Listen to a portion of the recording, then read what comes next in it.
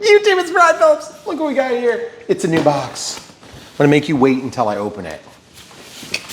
Quick, don't look. Quick, don't look at the thumbnail. All right, guys, Brian Phillips, RC here. Thanks for watching. We're gonna unbox this brand new item from FMS. It's gonna be amazing. I already know what it is because I read the box myself. But I am excited to see it, and I think it's gonna be amazing. But there's always room for failure in this hobby, as you may have learned from doing it. Oh yeah, look at that, it's an F-16 64mm Fighting Falcon. Now, just to be clear, ours is gray. You can get it in gray or Thunderbird's livery, which is pretty sweet. It is powerful, stable, and rigid. Ooh, my favorite. Yeah, rigid. Yeah, I mean, it's better than being floppy. Yeah. I mean, I've heard. So what I'm gonna do is just slide this right out of the box. Okay, so this is brand new, so we'll just throw that right there. All right, what do we have? Ooh, the front and the back. Look, the front, this is the back. I think it's called the bottom. I think, yeah. Top, bottom. Yep, that was What the heck is it carrying? Is it a small child? Oh, it's a baby. It's a baby bomb. Oh, yes. So that means if you get this in gray, you get to ordnance.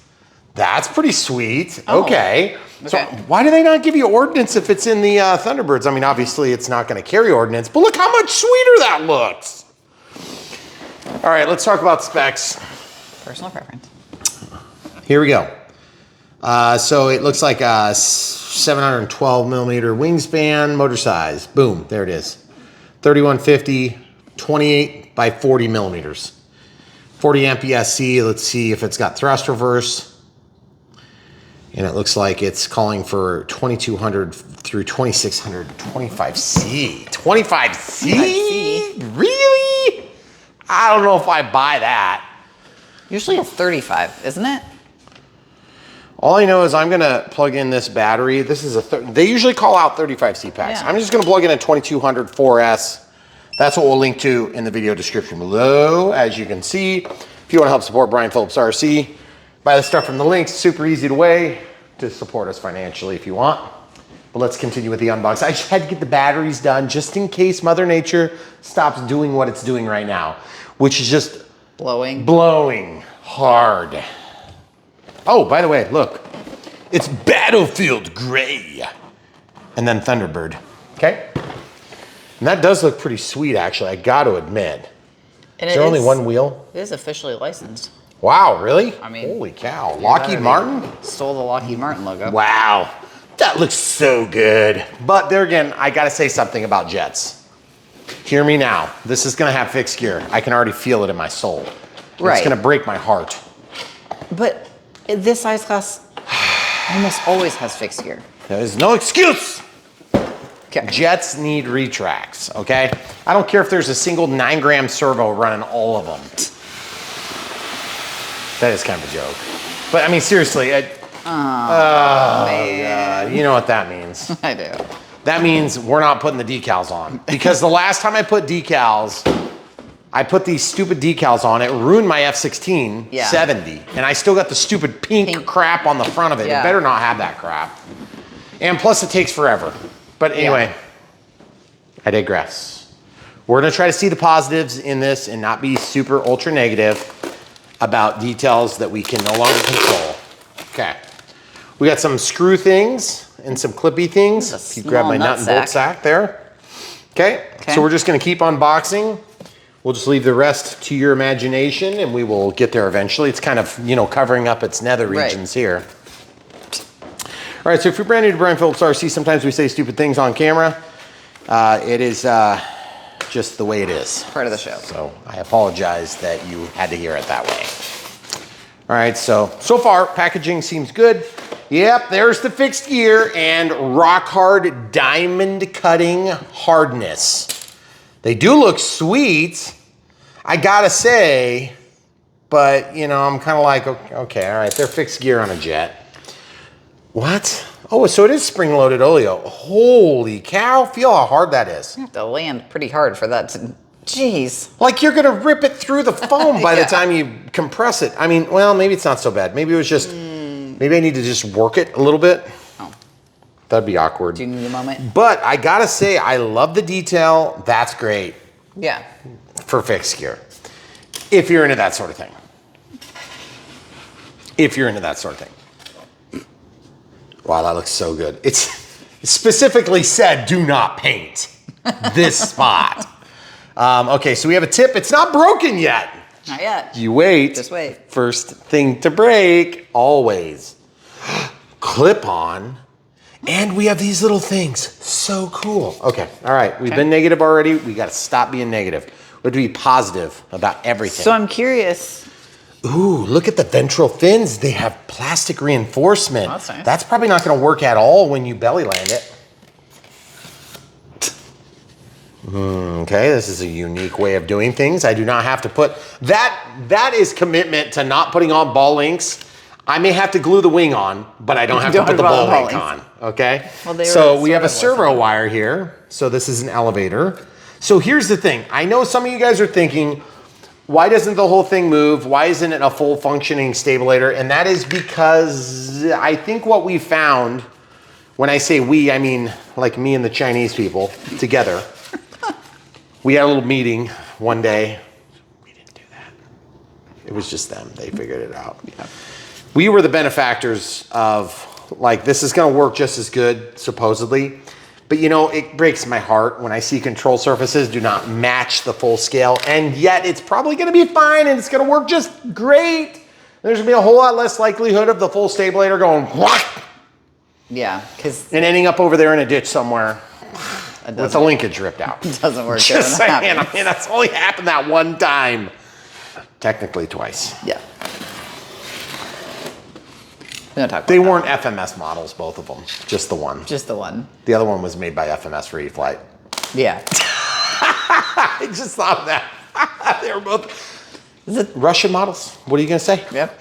They're designed to suck up a squirrel into the turbine, but if there's a linkage, and the ball link isn't, just forget it. You're going down. Plane's going down. Or your battery's dead, depending on how dumb you are. If you don't know what I'm talking about, just wait longer. You'll see it eventually. You'll find it. Okay, so we have stickers. Please be stickers. And I know some of you are out there saying, please be decals, because they're better. I don't care. I just want them to be easy to put on it and not have to spend 6 hours on it. Yeah. Because the truth is, I love a well-detailed F-16. Let's see what we got in here. I know some of you guys are thinking, I don't want to see the decals, I want to see the fuse. Yeah, we'll get there. Just relax. Start the toilet wine.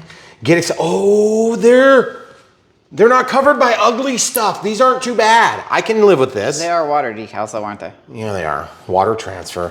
By the way, FMS, if you're listening, I know that there's some other people that like this. It's not me. Just to clear that up. Yeah. Ooh, fancy. Look at these. Admittedly, these are quite a bit easier to apply to complicated spots sometimes, and maybe. Okay? And they aren't covered in pink, so that's... They're not covered in pink, so I'm going to give them a pass on this. Truth is, the 70 millimeter F-16 looks just like this. Beautiful plane. Flies great.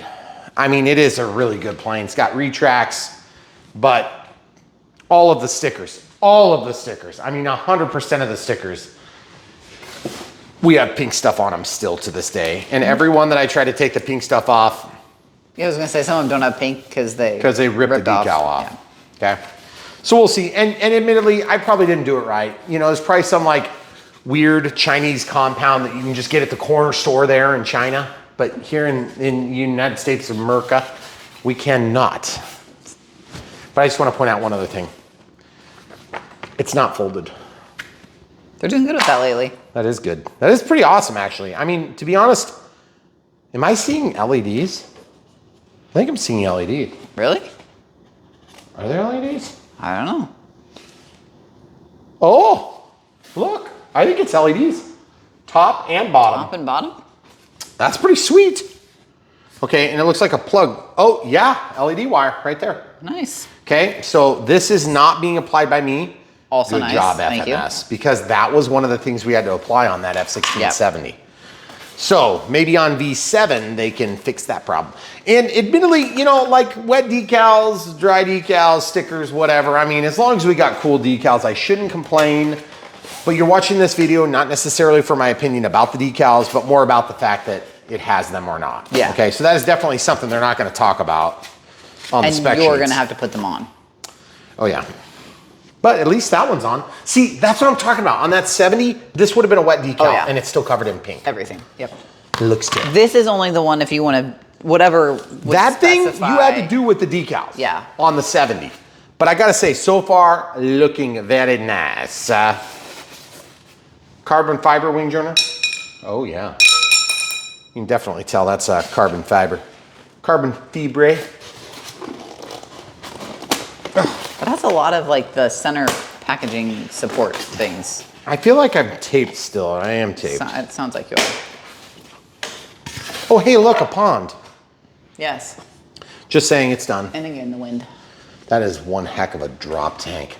Oh, yeah. I don't even know if this is technically a drop tank, but it is a, that's the tank. Ordnance. No, this is a gas tank, fuel tank. Okay. Now, small little secret. I don't generally fly with ordnance. Oh yeah, we do have Nice. day bright LEDs on the top of the tail. Sweet. Cool. That's And then we have unexpected. this. Nice. And then a little bit of extra China glue. And that will not China. break off the first time you China. put it in your car. See? Okay, beautiful, beautiful. Okay. Not covered up, but that'll get covered by the decal. Yeah, sure. And then LEDs, yeah, lights. Lights. Singular light.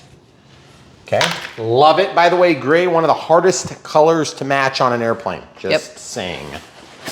Only from personal experience. Oh, foam to protect the foam from foam. It's perfect. A little bit of foam broke off. This is gorgeous, guys. It is looking really dang good.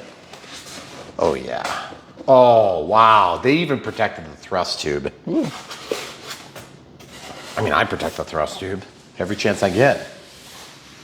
Look at that, absolutely gorgeous. That is so good. Pull ring out 6 feet to jettison canopy. Okay, don't do that. Note to self, do not pull the ring out 6 feet. This is different directions. Oh, there it is. That's step 2. Okay.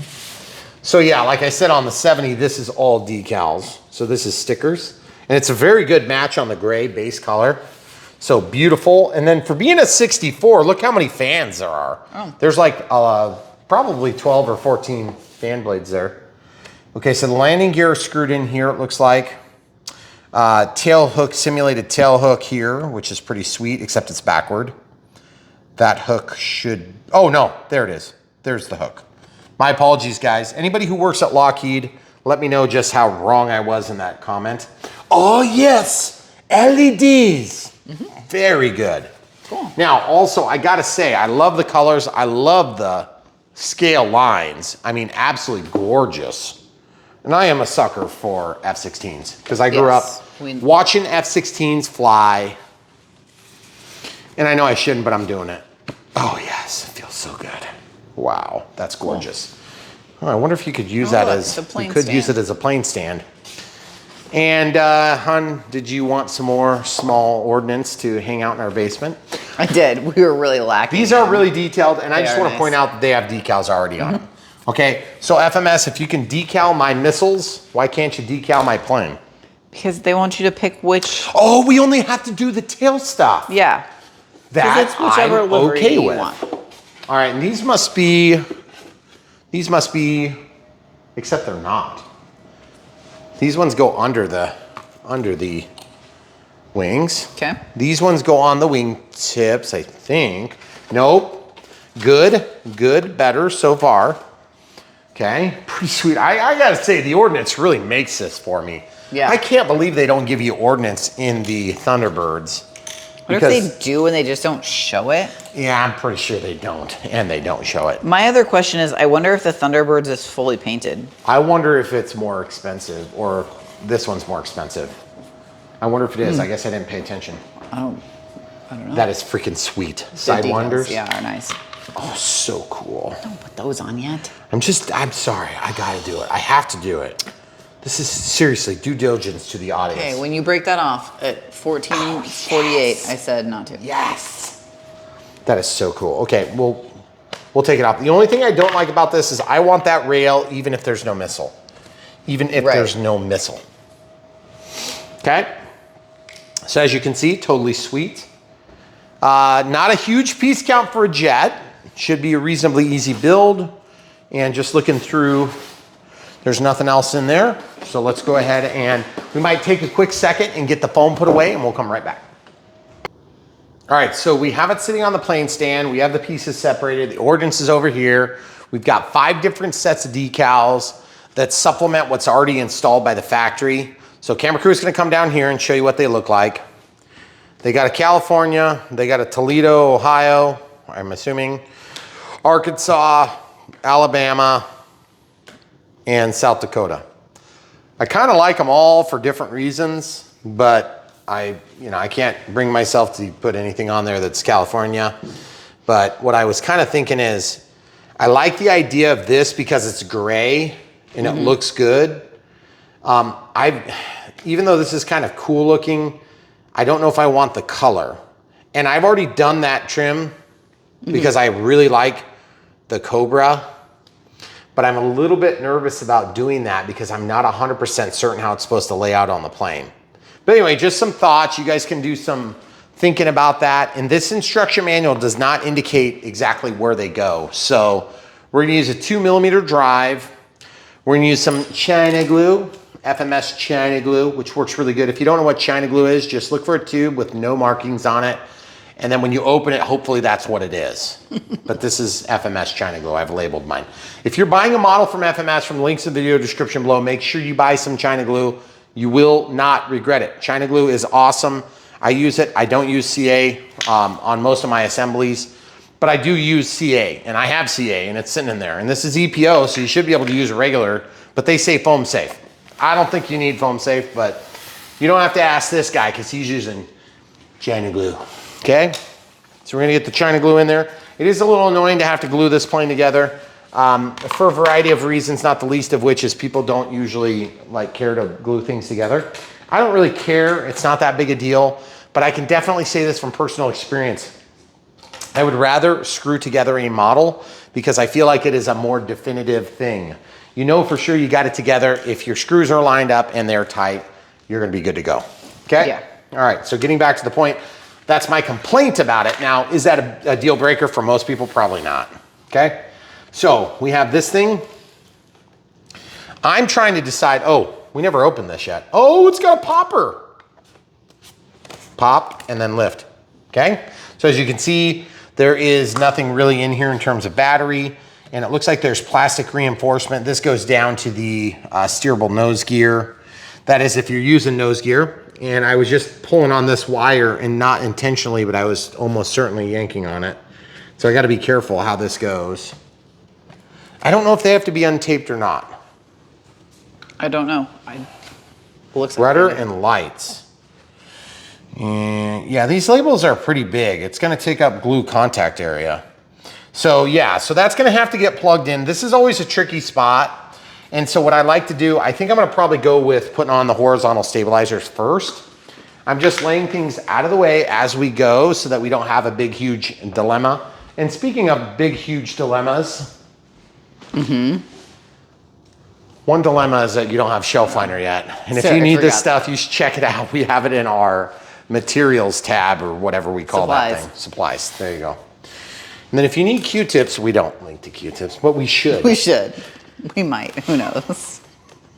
So guys, what we're gonna do is we're just gonna take care of the shelf liner trick right now, because why not? And I gotta say, FMS, for being an F-16, this does have a pretty nice battery tray. It's got this shape to it that's very thin on the side. It makes me nervous, but yet it looks so dang good. And oh, son of a, oh, dang it. Like I said, if you have a problem sticking things in to an EDF and chopping it off, it's definitely not gonna look like that. Just weird. So here's the thing, see this? Velcro, whoa. We're gonna put it right there, then we're gonna cut it out, okay? It's gonna work perfectly. And seriously, why do they have to put that thing on EDF planes? I mean, we had one EDF not too long ago that was like right at the end. I kind of got that. That was a little weird. That was weird. Because they buy the little wire things and they're already on there. Oh, you think so? You think they have those on there? Yeah.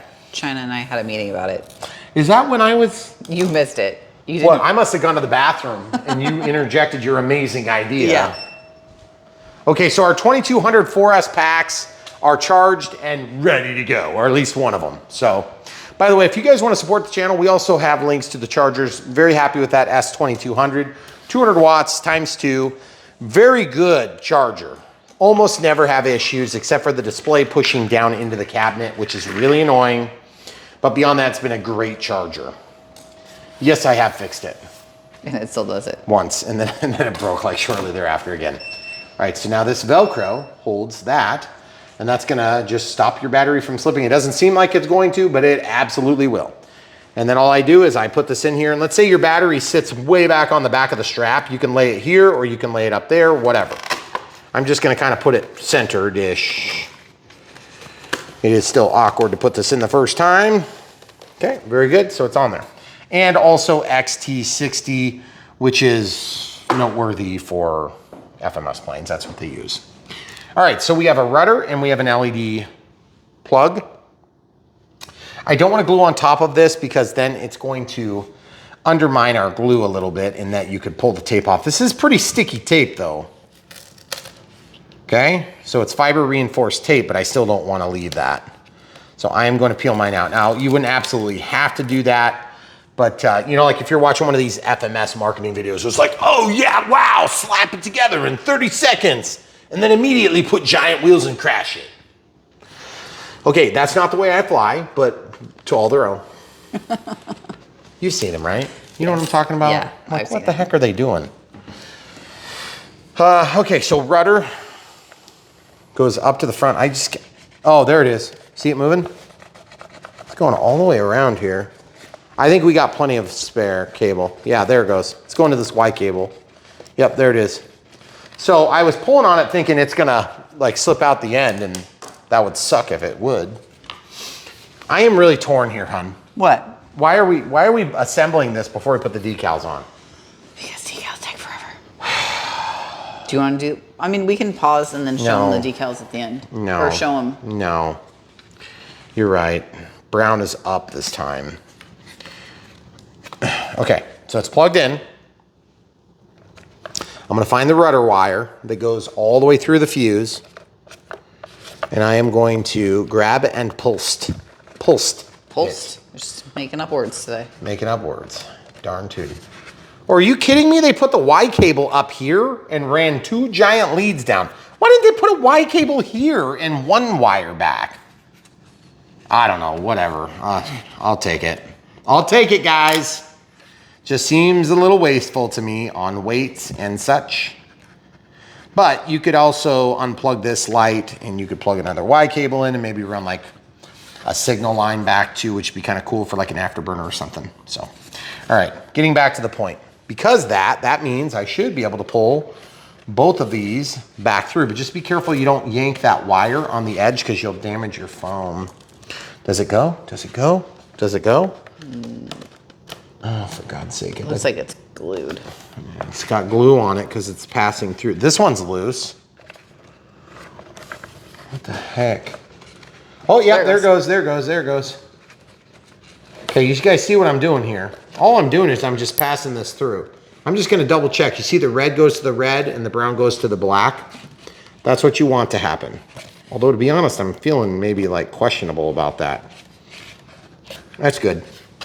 If you really want to test this, you can use your XBC battery checker on, whoa. That's the elevator. That's the rudder. I was grabbing the wrong wire, folks. Yep, there's the rudder. Okay. I feel better now about that. Okay. See, all I'm gonna do is I'm gonna push this into that cavity, like where all the ESC plugs are for the EDF motor. If you guys haven't connected the dots on what I'm doing, I really want you to understand why I'm fiddling with this, because it does make a difference, okay? If you're brand new to Brian Phillips RC, we unbox, build, and radio set up our planes. I had somebody the other day that corrected me and said, assemble. And I'm like, build, assemble. For God's sakes, look it up in the dictionary. It's the same thing. Please, I understand you could build a balsa wood airplane. We've been answering that same complaint for like 1,000 years. And when you're counting characters in your title on YouTube, build is shorter than assembly. So, sorry. So yeah, sorry, you lose. Anyway, that's all right. You can come retitle all of our videos for us. I told him he had like 673 more to do. Videos? He made some smart Alec remark about how he like fixed it or something. Oh. Like we were too dumb to realize. We know. It's a shorter word. We know, people. We know. Okay, it's not a build. All right, so I'm just pulling this back through. And just the reason I'm saying is because this is the sort of crap that if you're brand new to the hobby, you're just like, surely you just stick it in there. No, you don't. You got to do this stuff. Otherwise, you'll have problems. Because you won't have a surface to glue this down into. See what I'm doing? I'm moving this in so it's underneath this little shelf, folks. We want the best for you. It's like when your parents tell you something that they're so dumb. They're so dumb until you're about 30 years old and you're like, wait a second, maybe they weren't dumb. Maybe they were right. Maybe they were right. Maybe. Maybe. Okay, I'm gonna cut this rudder off. Just the label. I figured that was a rudder, you know, since it goes to the rudder. Okay. And yeah, I figured that was the lights. I don't need that in the way. Now, truth be told, I'm glad they labeled them. I don't want you guys to hear that wrong, but it is a little annoying because you need that real estate. And I just can't quite get it with these connectors. So I'm gonna keep trying until I get it. Camera crew's gonna hold this right now with one hand. Just hold the pressure right there. Hold it. Okay. Stay right there. Good job. Okay, I'm just running into something. Oh yes, penetration, finally. Woo! Sometimes you just have to get it going. Do you see how hard I'm pushing though? I do. I'm surprised there's been no squealing or yelling yet. It's definitely not ideal. Which one is that? You gotta stop moving. Okay, you're pulling. I understand that. Okay. Okay, so do you guys see what I did there? Amazing solution to a problem that didn't even exist. I mean, that you may not have known existed. Made exist. So what we're gonna do is we're gonna just slather a little bit of this stuff in there, China glue. Okay, yep, and I'm just going a little bit, big drip there, right there, boom. Now I can just slather a little bit more down there. And you're like, that seems like a lot of glue. Yeah, it's a vertical stabilizer on a jet, okay? So now I've got this here so I can clean up a little bit. And I'm just gonna, you just keep holding still. Don't you dare let that move. Hey, seriously, don't let it move, please. I'm not joking, I'm serious, Law. Because this is gonna make a giant mess. See this China glue? It's getting everywhere. Do you want to let go now? Yeah, you can let go now. Okay. Thank you, appreciate you doing that. Okay, so what I'm doing is I'm just slathering this in all the areas where I know I'm gonna have contact area, and I'm spreading it to the edge. I only put it there because I can dip that tip down in. See, I'm not slathering it here because there's nothing that's gonna contact, right? You guys follow? This China glue is gonna work just as good, if not better, than CA, but CA is gonna be brittle. Now, you'll notice I'm also not sitting here like meticulously taking the paint off. You wanna know why? It doesn't matter, guys. I've crashed planes a million times with this good of glue and you still have surfaces that stick in there, okay? Why do we care? Because what's gonna happen is you just don't wanna drag glue down the side of your paint because that paint is flat. Yep, that's what I'm talking about. You guys see what I'm doing? I'm just spreading it. Can you go up high so that they can see what I'm doing? You see this, how I'm getting into the corners? You do need to kind of do that on the downside, not the upside, not on this side, because it will smear off, smear. You don't want it to smear, God forbid. Okay, now listen carefully, camera crew. I need you to hold this very briefly right here so I can pull the cables. So just hold it right there. Okay. Good job. Now I'm gonna pull this hopefully through. Oh boy, oh boy. That's the elevator again, dang it. Oh yeah, I ain't gonna get it. It's just not gonna happen. So this wire is gonna be embedded in glue, folks. What a mess that's gonna be. This is why we do the unbox build radio setup, folks.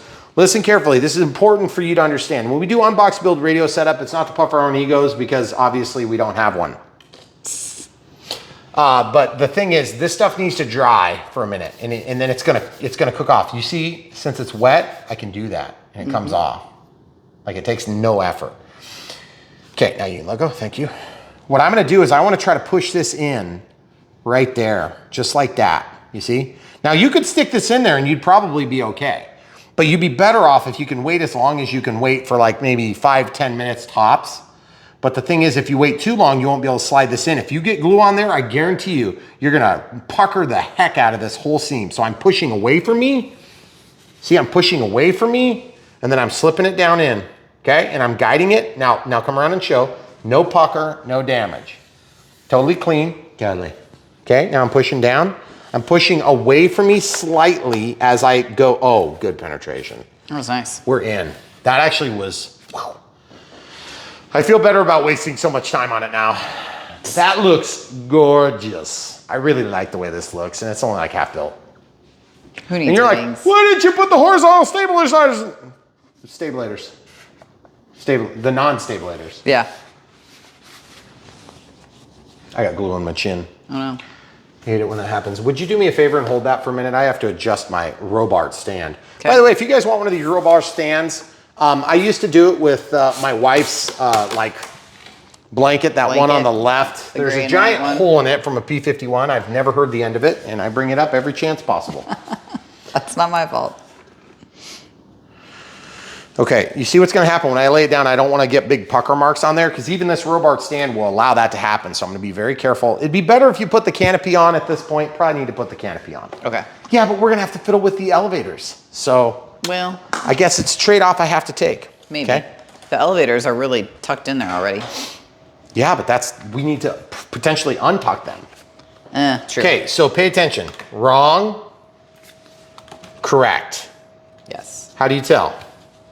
Wrong, right. Yes. See that? It does fit nicely. It's a does. good fit. But you know what's not a good fit? That. Because look, we're gonna feed through this. And how in the freaking heck are we gonna do this?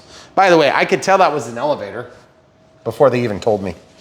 If this is a Y cable and it's split right here and it goes back with a straight cable, I'm gonna be pissed.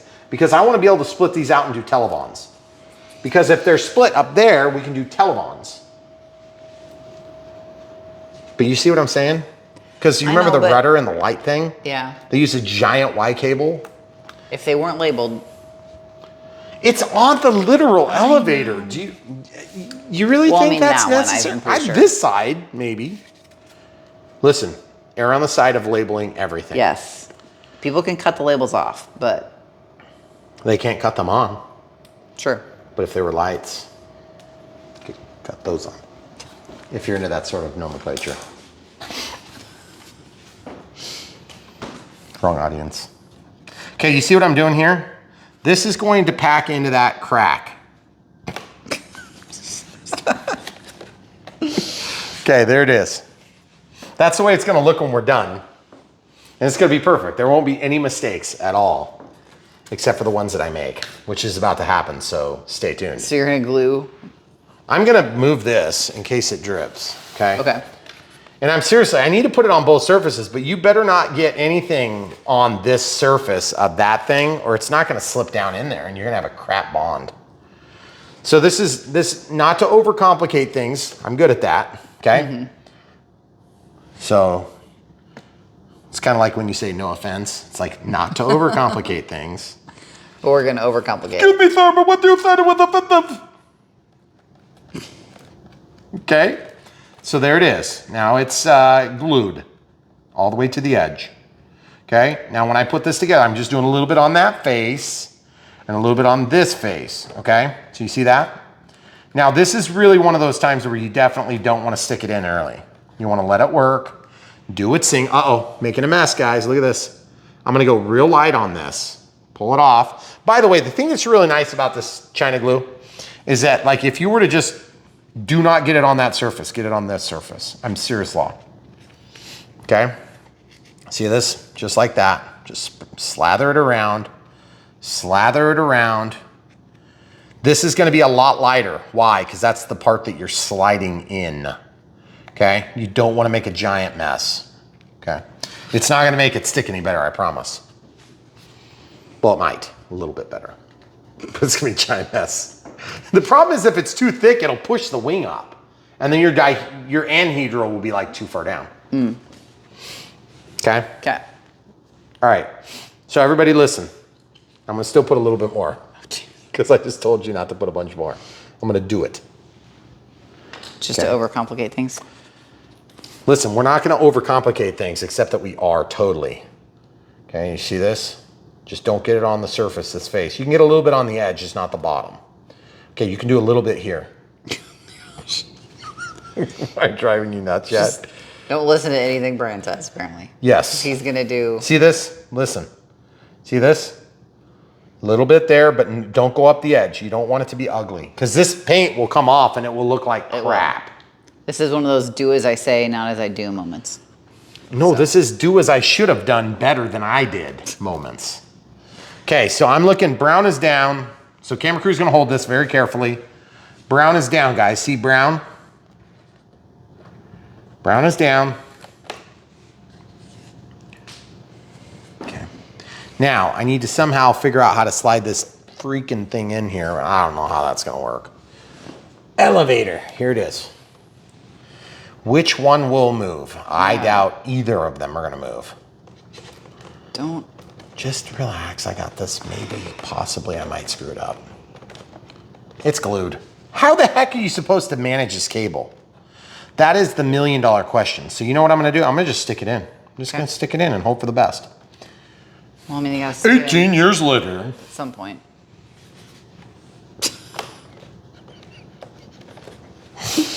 Oh my goodness. I need a tool to ram it in there. How about a flat screwdriver? Too much glue. No, it's perfect amount of glue. It's just I can't get this started because I need this vertical. And it's not wanting to slide in the crack. Right here. You guys see it? Right there. Stick it in. Perfect. Now, look what I'm gonna do. In and down. Oh. Yes! Perfect. Okay, good job, me. Okay. Way to go, me. See, I had faith in you, me. Participation award. I need this to be down there, and I Yeah. need it to be, okay, so here's the problem. I don't want to take off the EDF cover. You know why? Because it's gonna screw up the paint. Oh, I'm certain it's not gonna go well. So I'm gonna do it because I'm gonna take one for the team right now while the glue is still not set up. Why did they use Phillips screws? The one place you use the Phillips screwdriver. Even though this is Brian Phillips RC, I have standards. We do? Even though I made royalties on that, I'm just kidding, I didn't. That would be awesome though.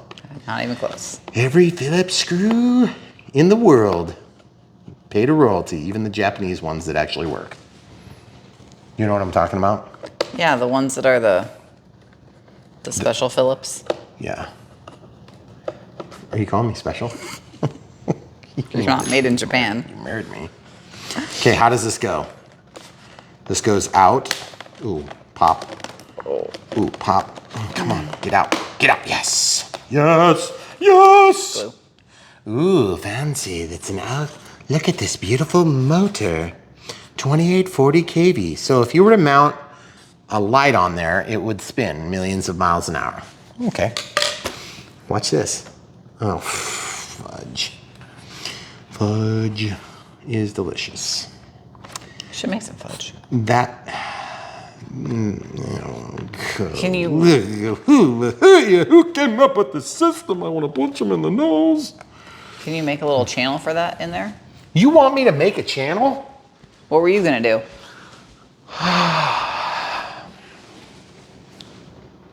Well, I was going to try to find the nearest hole and stick it in it. Oh. But if you want me to modify it. Okay. Well, I don't know what hole you're gonna stick it in. That's the problem. Is where the heck are you supposed to put all the wire? You could try to put it under there, I guess. But it's gonna be all kinked up and. Yeah, we don't want it to be kinky. No. We don't do kinky. No. So, all right, what if we do this? Do you have a better solution? No, I don't. This is a terrible solution that's probably going to work perfectly. Because there's not much thickness there, folks. So just do this at your own risk. We're telling you how to do it, but we're saying don't do it. Don't do it! Save your F-16 and its beautiful finish. Okay, all right, look at that. See that? Amazing. Now I'm gonna take and just run this down here because my wife told me to. Because it was a good idea. say it was a good idea. I said it was an idea. Until it works perfectly, and then it was a great idea. Listen, if It was all mine.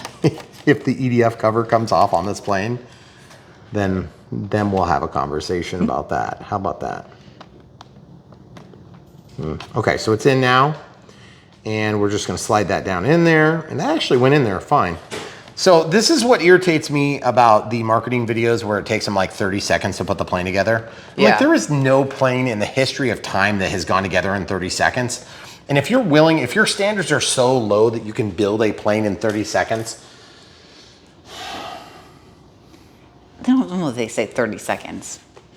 I don't know. I just watch these videos. And 15 minutes. like it, I just don't like that. It hurts my feelings, hurts Well, my soul. It's not realistic. Yeah, it's totally And unrealistic. then you get it and you're all excited to go flying. You're like, oh, I can get it together in 15 minutes. And then an hour and a half later and it's dark and you missed your And time there's to fly. like and way you're just, more bad words used Yeah. than what they used in the video where everything was just happy-go-lucky, edited BS. That's why we do long format here. And then eventually we'll do short format just like everybody else.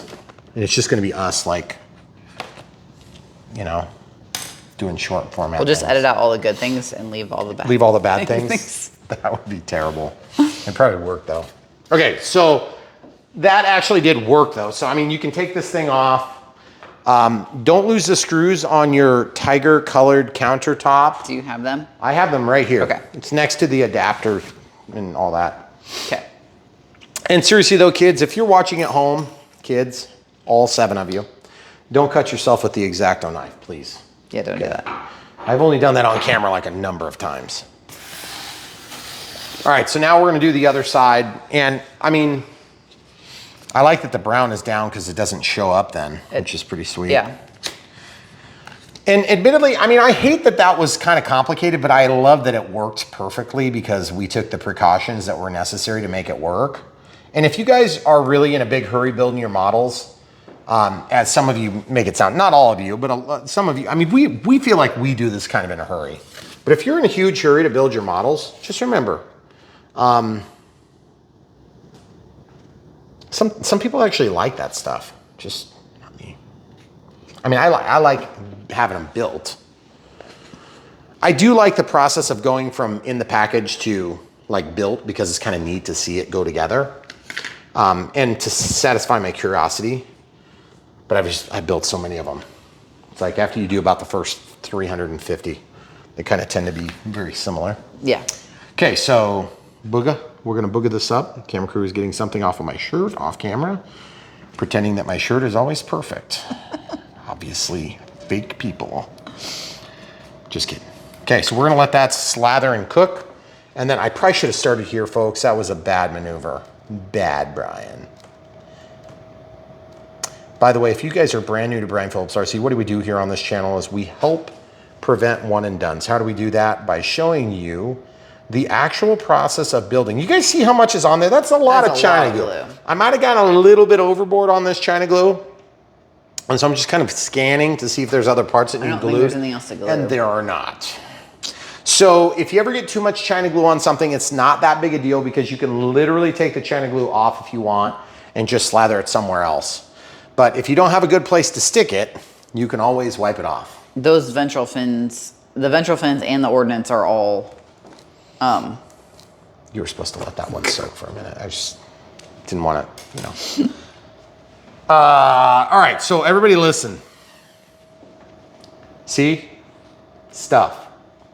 It's gonna stick on there, okay?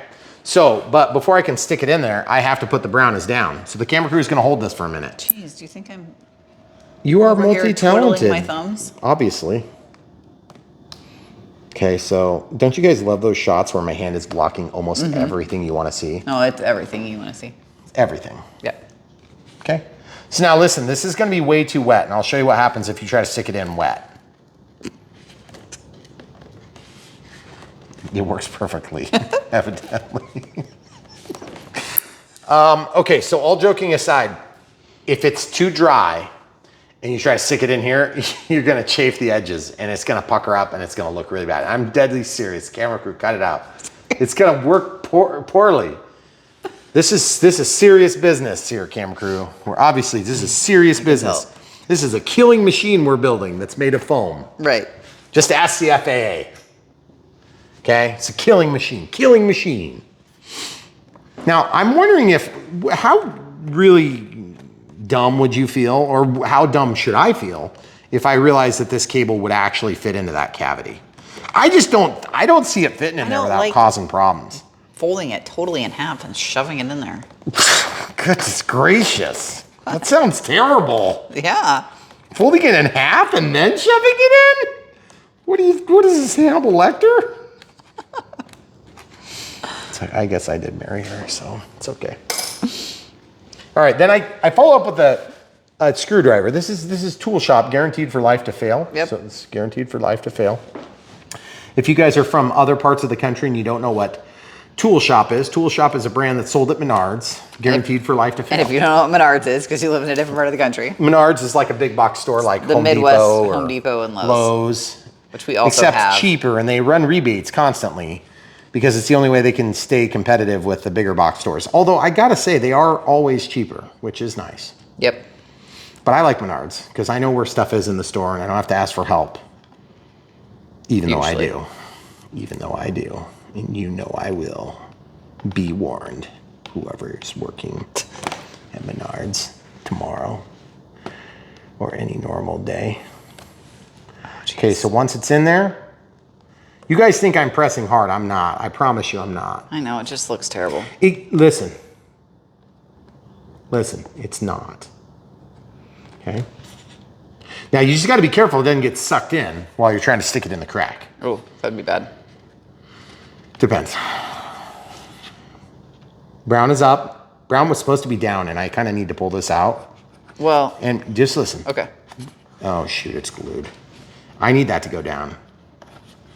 Otherwise, I can't finish the job. Okay. Whatever you say. Okay, so we're going to stick the brown in. Oops, I didn't find the crack. I got to stick the brown in first. Well, the brown usually... Here, hold on. We got to put the orange up because you can see the orange is up here. You guys don't know the difference between these cables. The brown is negative, or the return path for current in a DC circuit, also known as ground. Not to be confused with an earth ground. Slightly different setup.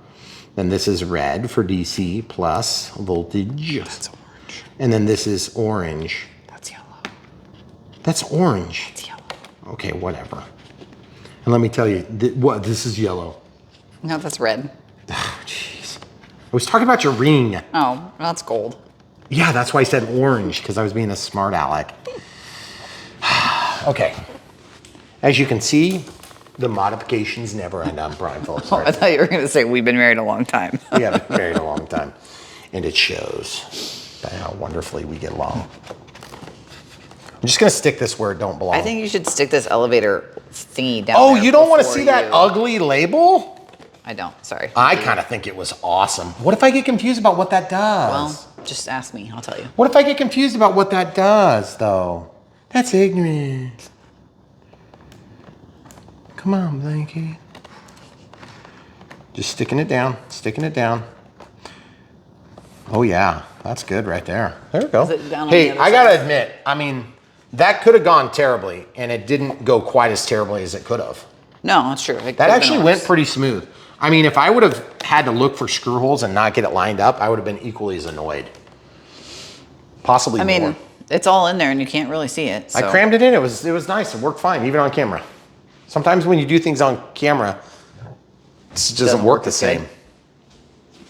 Don't have a lot of experience. RC Sparks about that.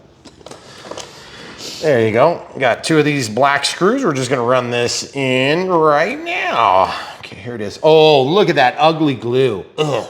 Yeah, there's a few little glue. No, don't rub them. I'm not going to rub them. No, you were rubbing them. I was just touching them. Don't. I'm going to rip those things off. Why? You're going to rip the paint off. The polyps? I'm not leaving the polyps. The China glue polyp? Polyps. Polyp. It's like tomato to me. No, it's not. It's right and wrong. It's terrible. All right, hold on.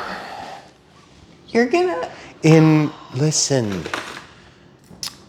In true polyp fashion, I'm going to use medical tools to remove the polyps. I'm gonna screw up the paint.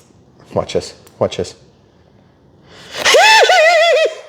You screwed up the paint. I did not. Yes, you did. No, they screwed up the paint when they painted the glue. I just don't want the glue balls. So you'd rather have the white balls? No comment. Hey, seriously though, that looks perfect now. Listen, we can't have balls hanging out. This is an aerodynamic issue. That does look pretty dang good. Oh yes. Just imagine what it would look like if it would have came out of the package like that. Wow. It doesn't ever come out of the package like that. Ooh, that is beautiful. It's even got a little bit of a cant up. Sort of fly down. Let's do a cobra maneuver. Woo! Just kidding. I don't do cobra maneuvers. We know. All right, Hey, is your one elevator starting to fall where the glue is? Or was it just a shadow? Are you suggesting that my glue job was imperfect? Watch. I just want to make sure Watch. it wasn't drooping. This can bend, by the way, and I point that out because it does matter. In real life, there'd be like, you know, $50 million worth of materials there. Right. Just nobody wants a droopy elevator. Safety I know. third. It could drive you in a circle. All right, so everybody listen, seriously, we're gonna put some wings on right now. In fact, we're gonna put on this wing first, right here. Okay. Check this out. Don't forget your rod. Listen, I need to pull the cables out first. Don't try to distract me. Okay, it's way over here actually, so I should have been distracted. And I got a 2mm drive here, okay? So everybody listen, we gotta pull this thing out here. That's Okay. the LED wire. We're just gonna stick this in. It was totally my idea. It was not my wife's idea. It was not her idea, it was my idea. Just wanna make sure you know that. I'm gonna take this 2mm drive and pull these lights out. Okay, so we have a JST connector that's been pre-painted. Perfect. And then we have the super long cable for the aileron. And in this case, again, I'm hoping they didn't use a Y cable here so we can split these off and do flaperons if we decide to do flaperons. Oh, goodness. Now, I gotta be honest with you. Is this plane gonna need flaperons? Is it gonna need televons? The answer is No. maybe. Maybe. Maybe. No. Maybe. Okay, so we're gonna label the freaking elevator wire that comes off of the literal elevator, but we're not gonna label this. Could somebody please explain the logic to me on that? Are really neither of them labeled? They're not labeled. Oh, good Are you grief. kidding me? Are you sure? Why? Oh, They're not labeled. If I had something to throw, I would throw it right now. Okay. FMS, listen to me. Do better. Yeah, that's kind of ridiculous. That is ridiculous. Of all the places All the you things to actually not need label. a freaking label. 55% charge. Okay. Everybody listen. It's okay. Take a deep breath. Don't freak out. Freak out! Okay. I'm going to plug in the lights. Red to the center. Red to the center. And I'm going to do a quick test. Diagnostics 101. Stick it in the hole. Did it work? Stick it in the other hole. Did it work? Okay. So the lights are plugged in. Okay. Right? This is just annoying to have to do. You know what? Screw it. I'm just going to plug them both in because then I can stick the wing in. I don't have to have it flopping around on me. Brown is up. Brown is down. Okay? Brown is down. Brown is down. Okay? So that's plugged in. Now I'm just gonna slide this back into the cavity.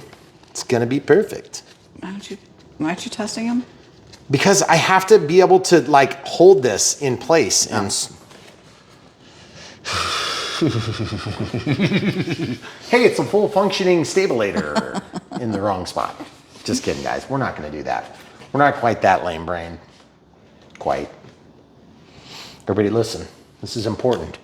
click, scroll down to servo test, and hit start.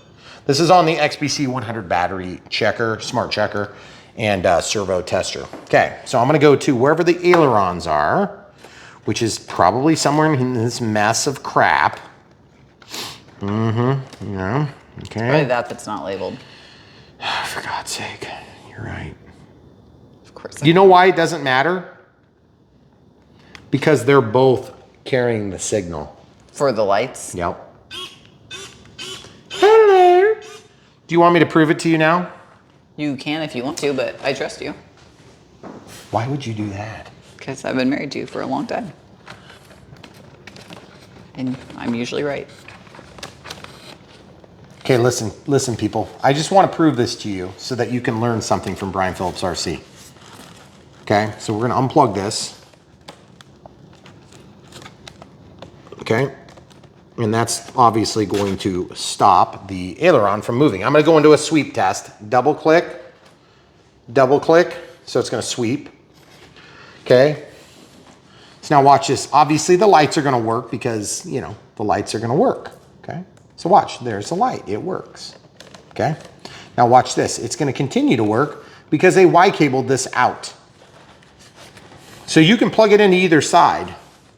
See, it's like I always say, either hole works. See? You guys got it? Okay. Make sense? So what that tells me is that, look, right here, they have the Y cables going to a Y cable. So we can do the left wing and the right wing. That is fancy dancy. So if we have enough length to reach the Y cable, we have enough length to reach the servo plugs. So setting up flaperon should be a no-brainer on this plane if we have enough channels.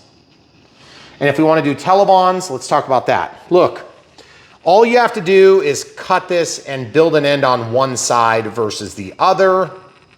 Okay? So you can cut this one side. Keep one. One will operate one, and then the one that you build on the other will operate the other. Then you can do telebonds and you can do flaperons. Now, the reason you would do telebonds and flaperons is because then you can set flaps and not give up your roll authority. And that's really nice. Or you can do like Cobras and things like that. But it's a 64 millimeter. It's not like it's the end all cure all F-16 for all time. But if it's your first F-16, it might, I don't mean to poo-poo it at all, okay? This could be the best F-16 we've ever flown. I'm just gonna doubt it though.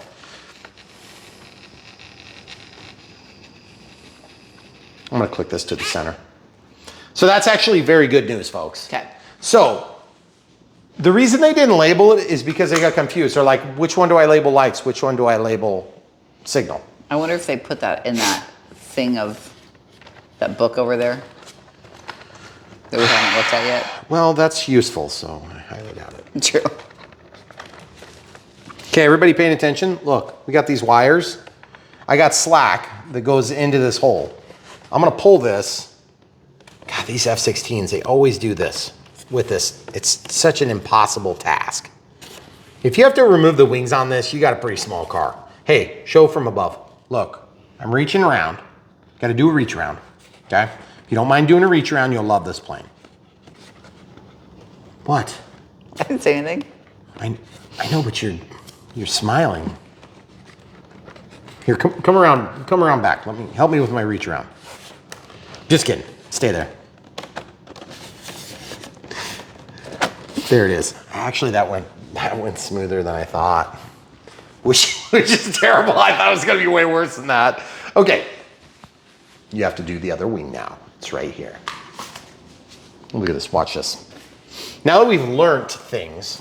Learned things? We learnt them together. Watch this. Stick it in, pull it out. Stick it in, pull it out. There it is, okay? Remember, we don't need to check. We already know and can thus assume things. Because we all know that assuming does not make asses out of you and me. It does not. I don't think that's the way it goes. Well, the reason it would is if you didn't actually test it before and thus did not actually assume. We did not assume. We are going to have success because we have tested. Unless, of course, the wires don't work or the servo doesn't work, and in which case we did not test. Right. Hey, is this the light? Okay, it's the light. I wanted to make sure I understood. If you're brand new to the hobby and you don't understand that was a light, I'm not making fun of you, I'm making fun of the manufacturer. Let's make sure that that was clear. If you're the manufacturer watching, I was making fun of the new RCR. Just whichever one you are, I was making fun of the other one. I did notice something about those lights. They're bright. And they were not flashing. Oh yeah, right. I think they must have got the message loud and clear when they fired that guy. Sent him home for the weekend. Oh, what? What? That's stuck in there. It makes me nervous. I didn't get this fully penetrated. I'm deadly serious. I don't know if I got that stuck all the way in. That's not stuck all the way in. Holy cow balls. But the Cowbells. Cowbells. Look, watch. Oh, that's in. I did not stick it all the way in. I'm serious, Law. Did you guys see the click? Could you see the click, camera crew? I couldn't see the click, no. Wait. Okay, could you hear the click? No. Could you tell there was a click? Well, you said there was a click. You heard cheering, didn't you? I did. Okay. All right, the cheering was your cue. That was the click. That was the click. Okay, so we're just gonna wrap this really highly important label around here. Okay, I'm just gonna go. So why label it coming out if you're not labeling what it's going to? I'm just gonna take care of that label real quick. Okay. We just have to remember the white tape is light. It's the lights. Okay, I'll make a mental note. All right, guys. No dead air. Got to keep talking about something. There it is. Yes. Okay, if you guys are brand new to Brand Phillips RC, if you want to support us, easy ways to do it. Smash the like button. Watch the videos, which kind of goes without saying. Click the bell for notifications when you subscribe, because you know you're going to want to subscribe when you see how amazing this video goes and how we don't make a million mistakes at all. No. Not even a million at all. Yes. This is a good size. That was close. See? You even said you shouldn't have put that on. Tell me the timestamp. Break off your tip before. Well, if I could just keep it under control. True. Okay, you guys, look. I'm gonna open up the sack, dump out 4. We're all the same. No, I know, but there's like a million more, and that's for the hardware for the landing gear. Yep. Which does kind of suck. This is a lot of landing gear hardware to take off. And I gotta just say this right now. Belly landers are fun if you're into that sort of thing. But they're less fun if you're into like wheels up, wheels down. And I am really kind of into wheels up, wheels down. And so you guys are gonna notice that I don't generally, I don't take off the wheels for planes. And you wanna know why? Because once you land a belly lander like 6-7 times on the ground, you pretty much foobar the entire bottom surface. And that stands for fun things happen to the bottom of your plane. That's what foobar stands for. Does FUBAR stand for something? You'll have to tell me later. Oh my goodness. Wow. Just think hard about what the F word might be. Well, I figured out that part. Okay. Up, beyond. Oh, okay, I got it. Recognition. Okay. It's fun things happen to the bottom. I was the plane. Sheltered as a kid. Whatever. Just have to hang out with one military person, which I'm not. True. But seriously though, guys, it will screw up your entire bottom of your plane. Even if you're careful. If you varnish this, congratulations, you'll scratch the varnish. I promise you. It is one good way you can do this is if you poly the thing, it will be better. But it's still, I mean, you're gonna damage it a lot. Yeah. And so that's part of the reason why I don't do that, because I am kind of picky with my planes. It doesn't look like it because I got a million of them, but I'm actually kind of a stickler on keeping them in good shape. Which is really super fun for my kids. All right, so we're just gonna put that down. This plane does look fantastic. It's very light. I hope it's half as good flying as it is good looking, because it is really good looking. Truthfully, I love the fact that the ailerons are split. That is a big deal for me. I love the fact that I could quite easily split this line. And I'm not just saying that to cover for somebody because they didn't do a Y cable up here. That's actually acceptable. I'm okay with this. As long as I can split it relatively easy. I have to build another end, not ideal, but it's still not that big a deal.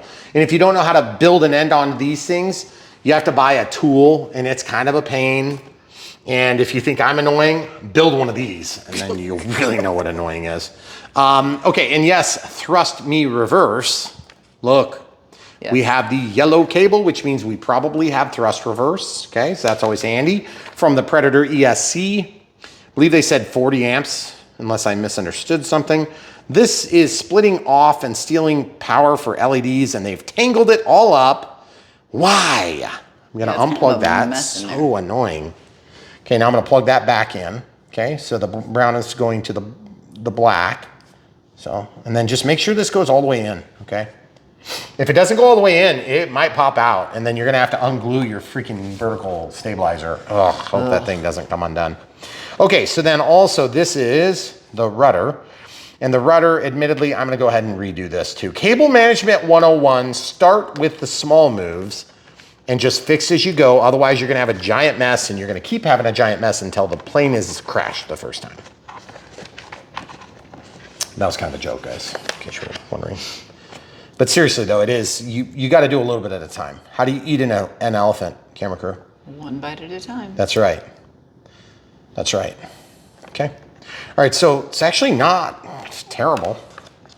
Okay, there's the elevator, there's the power, there's the ESC, there's the rudder. Good Lord, there's a bunch of things plugged into the rudder. Yeah. And then the only thing that's not labeled, even though they've incessantly labeled everything else, is ailerons.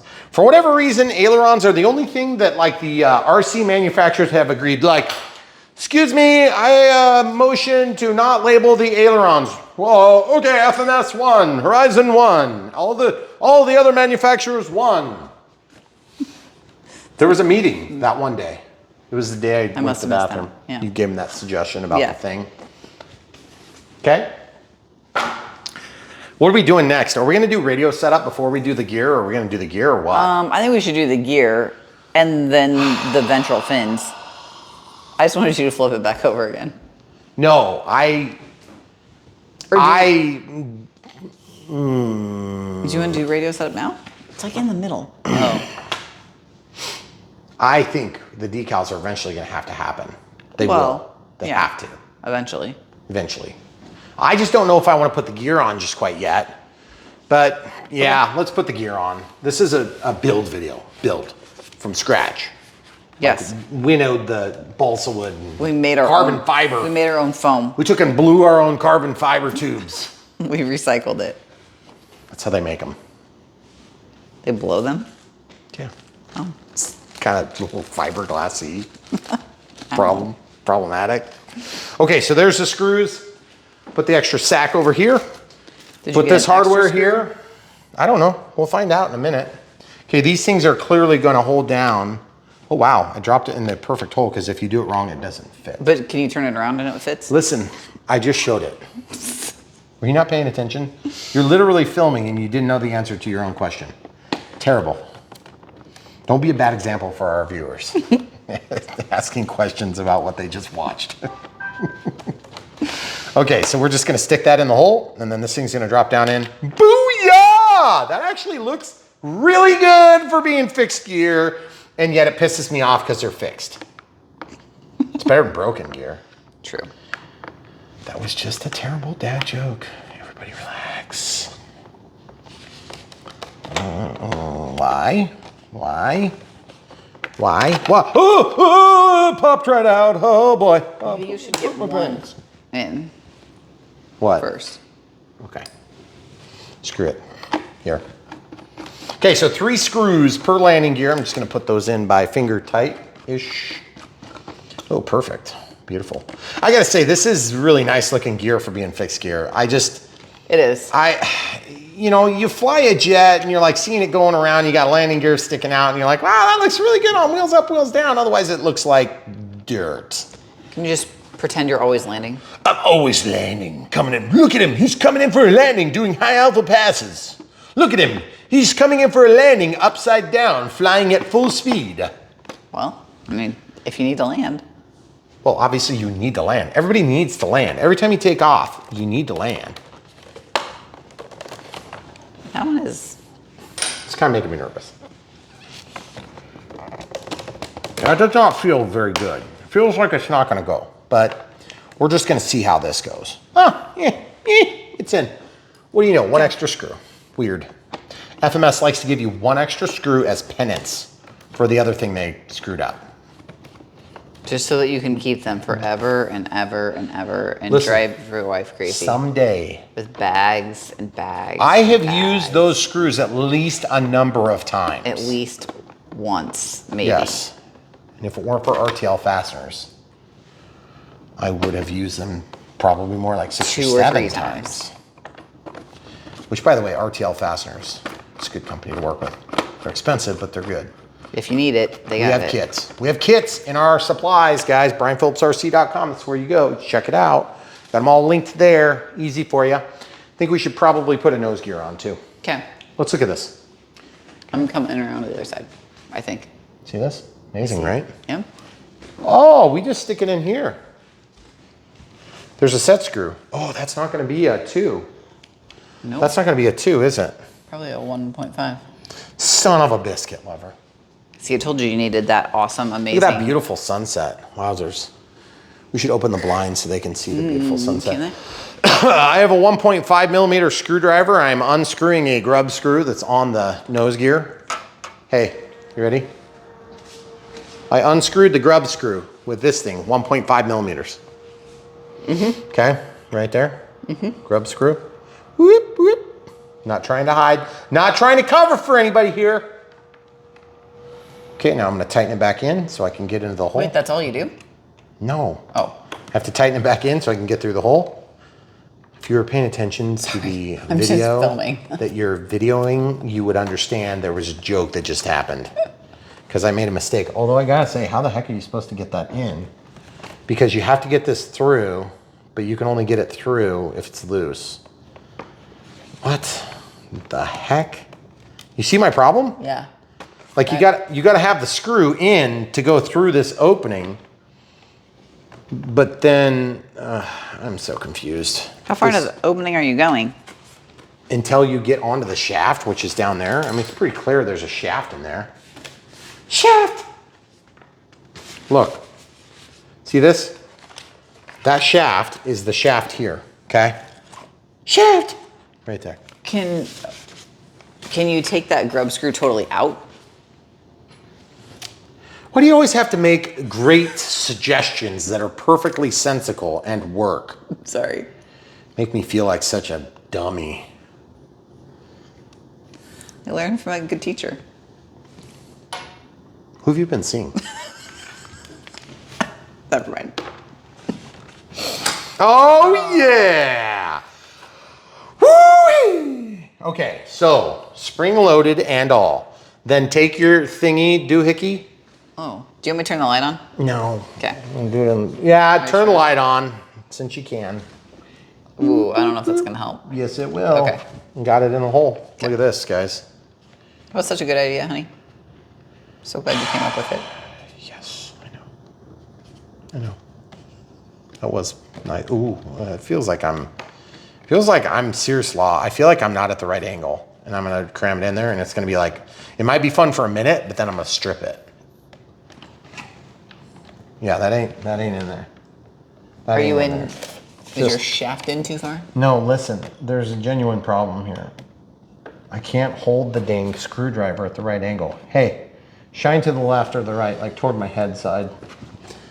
You see the problem I've got, guys? I have to go 90 degrees of this in order to start the threads in the right direction. I just dropped my grub screw. Hold on. Watch and pay attention carefully. Put your hand. Okay, I saw it hit my hip. It's right here. Woo! Okay, so my problem is I have to go at an angle here because this thing sticks at an angle. So that means I have to go like this, which means I can't do that. I have to actually disassemble this tool. Watch. Oh, goodness. Watch this. 2 millimeters. I'm gonna unscrew this. I'm gonna take the tip out. Okay. Okay? I'm gonna lay this down. Good Lord. I'm gonna stick the doohickey onto the doohickey. Like this. Then I think I can make the angle. Oh yeah. Oh yeah, buddy. Oh yeah, buddy. I hope I haven't cross-threaded it already. You guys see the angle I'm going at? I mean, it's like It's everything I can do to get this going. This is not a good design. Not a good design at all. Very, very stupid design. Son of a biscuit. How the heck are you supposed to get in there and do that? That's what I'm saying. Are you sure your shaft isn't in there too far? No, it's literally cupped by plastic. You see the cup? Okay. Yeah. I do now. Okay, so I don't know. This is just a really bad design right here, guys. FMS, if you're listening, which I'm sure you're not. Shaft. What? Okay, I'm twisting it, trying to torque it down. You see this?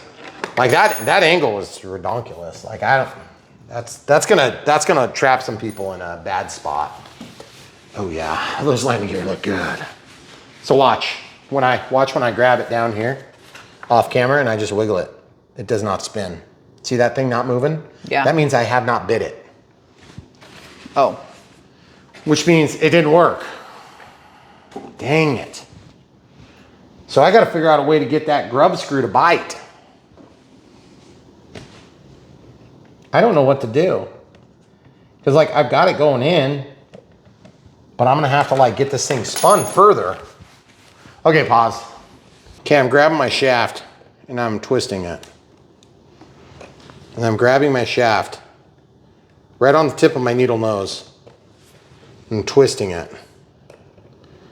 Grab my shaft and I'm twisting it. Because the thing is, like, I just can't get any purchase without, you know, a handle on there. Okay. You guys see what I'm doing? This is very awkward and truly, truly one of the hardest ways you could do this. I feel like that might be tight enough now. Okay. No, it's still not bit. What the heck? Okay, so I got to keep going, I guess. Okay, so the Germans came to the rescue again. Look at this. This one makes the angle, whereas even disassembled, that other one was too thick. And I couldn't reach one of these tools up there. It just wouldn't reach. So if you had like a super long driver, I think you might be able to get away with doing it from like out here or something. Because what you can do is you can actually take and turn the servo. Please work. Come on. See? Now it's spinning it. So you can turn the servo at this angle, and then that allows you to twist that in. The grub screw. This one spins on me though. This 1.5. That's one thing about that 1.5. Maybe I can get this one in now. But you guys see what I did to get that in? That was way redonkulous. That should not have been an issue. Oh yeah, I got better purchase now, a lot better. But you see my angle here. I'm down into where the fuse would be. Show them from this side. So you gotta turn your... You gotta turn your wheel. Like, why didn't they put that in the instructions? The instructions should have mentioned it. Okay, that's why you have Brian Phillips RC, I guess. All right, good news. Now, you can hear the servo moving. Yeah. Okay, all right, good enough. All right, that was frustrating. We have to put stuff away and we'll be right back. Okay, so then ventral fins. These ones are gonna go onto here. And you can see there's kind of a detail that you can see. It's not really a detail, but it's not supposed to be. You can see it on both sides. So I think these things are symmetrical. That's because they have a flat machined in here as part of the mold. Okay. Hope that goes on better when I try it the next time. Holding the thrust tube. Oh, good Lord. Okay. So I dented that with my middle finger when I was pressing it here, so you'll want to be super careful when you're pressing to hold in a way that's going to spread out the load as much as possible, like I've got my middle finger along the length of it. You can also press this, but it's still going to rip it. Yep, there we go. That was better. Okay, so the ventral fins look nice. They definitely look even. And we already put this on and nearly dropped the plane, so we'll just leave that off for now. Ordnance we're not gonna mess with yet because obviously we have to get to radio setup because this plane is basically built, right? Am I missing anything? No? Yes, decals. Well. The decals need to be put on at some point. Yeah. Okay, so let's put this on because I can't not show them the built plane. That would be very, very rude of me. Okay, so we're just gonna pull this all into the opening. You want to talk channels as we're doing this? Hold this down with your finger. Sure One can. finger. So we'll have throttle, aileron, elevator, rudder. No, you already did it wrong. Throttle, left aileron, right aileron. No. Okay. Throttle, rudder and elevator. Flapper on 1, flapper on 2. Thrust reverse. There's no retracts, so we don't have to worry about that. What else? And there's no mode because there's no reflex in it. That's right, because we'll have unpluggables for those. Yeah. Okay, so we're at, let's just run through it again. Throttle, elevator, rudder, aileron 1, aileron 2, if you will, thrust reverse, right? Mm-hmm.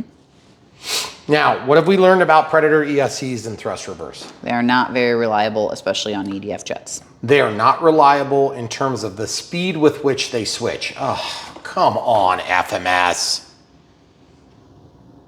Oh, jeez.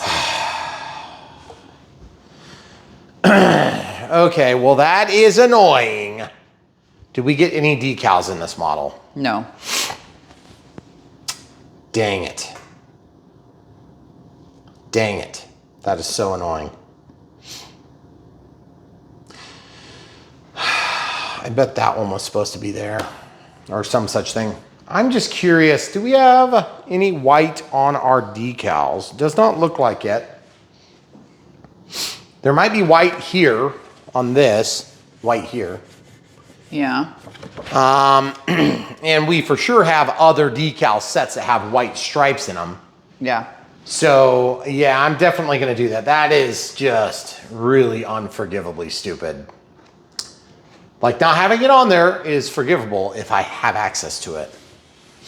And what would be even more forgivable is if I didn't have to do any decals. But I know there's some people that are gonna like the choice on the tail feathers. So that's kind of cool. So it looks like really it's only just a few that have to get done. So I'm torn, hun. What do we do? Step to the side slightly. Show them the people on the box.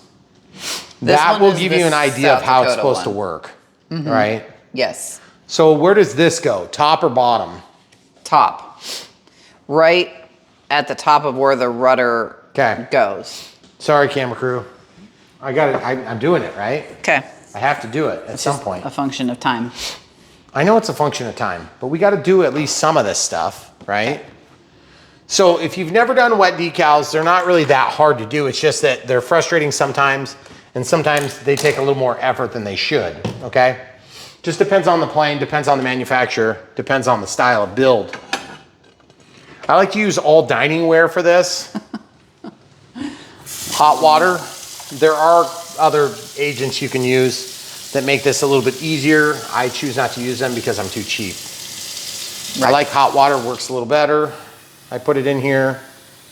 This, just because these are bigger decals, you could use a smaller saucer or like a dessert tray. Do you know what these things are? No. Okay. I have no clue. So where's this gonna go?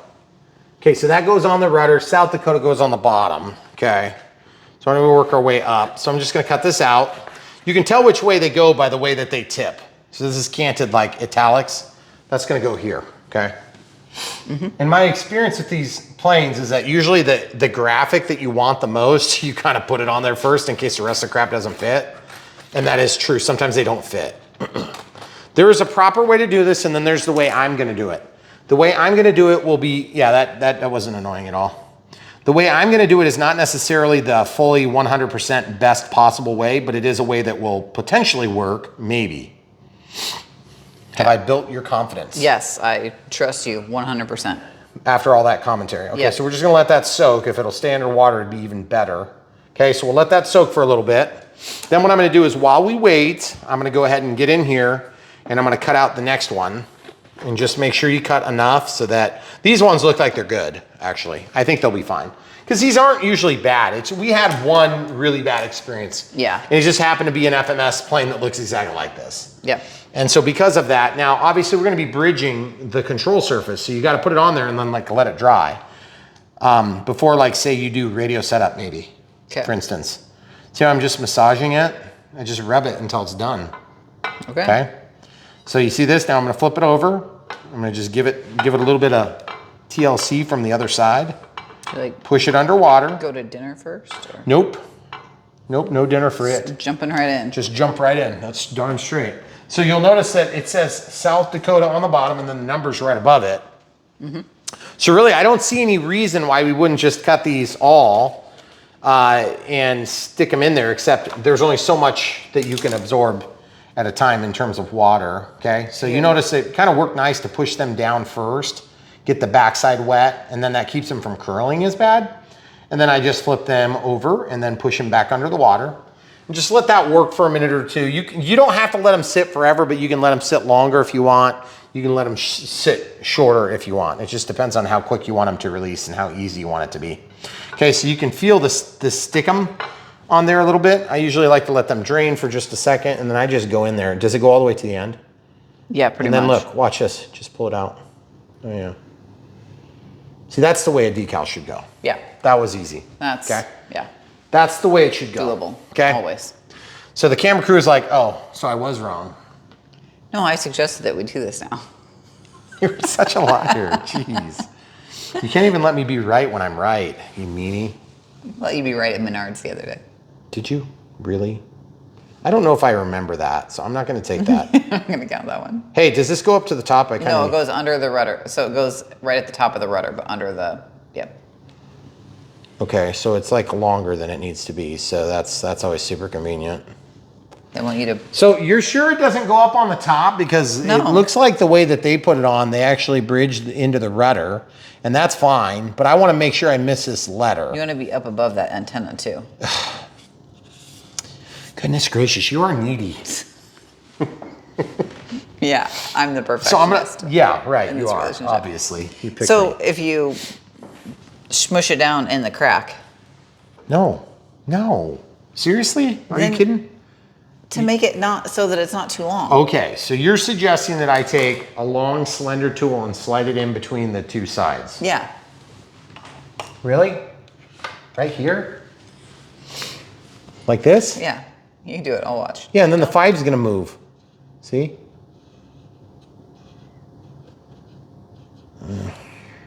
If this works, I'll be both happy and annoyed at the same time. Because it was your amazing idea. Dang it. It did rip. Yeah, it ripped all the way down. Smush it in there more then, I guess. Whatever. Good enough for me. Okay. I can live with that. Now we're gonna take this dog. This dog looks really pissed off about something. He's like, "Raw, get over here. I'm gonna eat your face." I think it's a wolf. Well, I mean, a wolf is a dog, right? I suppose, Come here, puppy. technically. Come here. If you had a nice big serving plate, you could do this all at once. Okay, so we're just gonna get that under the water and just get it a little bit wet. Now remember, it doesn't have to be your dinner plates, but if it's your dinner plates, you'll earn extra points toward the doghouse. Would you like some china to do that on? Yeah, that'd be better actually. Okay. I know you got pork chops for tonight. I did. I'm excited about it, but when you said China, it made me think of Chinese food. Okay, so I think the dog's leaping forward, and then in front of his paw is the number. There's like that seam right there, right Yeah, where the I know, AF that's what I is. was thinking about. But I'm just concerned a little bit. Why? Just because nothing ever goes like you want it to. Oh, of course. Case in point, every video we've ever made. There's at least one thing, we were saying that off camera when we were throwing things. We're like, why can't anything ever just quite go exactly right? Like, Yeah. what were we fighting earlier? The stupid steering thing? Yeah. Okay, I'm just going to leave that, and it's just going to dry where it is, and that's just the way it's going to be. And I'm going to be happy about it, and I'm not going to complain. Okay. Okay, then I'm going to take this AF. I'm actually going to probably cheat that right on the line, right? Okay, so look. So I can replicate this easily. AF, right there. I'm just going to split the A and the F on the diagonal. Okay. You see what I did there? These are going really smooth, and it's kind of making us feel like morons. Shockingly. Because this never goes this But smooth. it's not done yet, so. Well, no, it's so much more done than what that other one was. Yeah. Oh my goodness, that last one was. That was terrible. With the pink. Yep. Uh-oh. It's not really ready. I'm sorry, folks. I pulled it a little too early. Oh. I gotta let that work for a minute. Okay.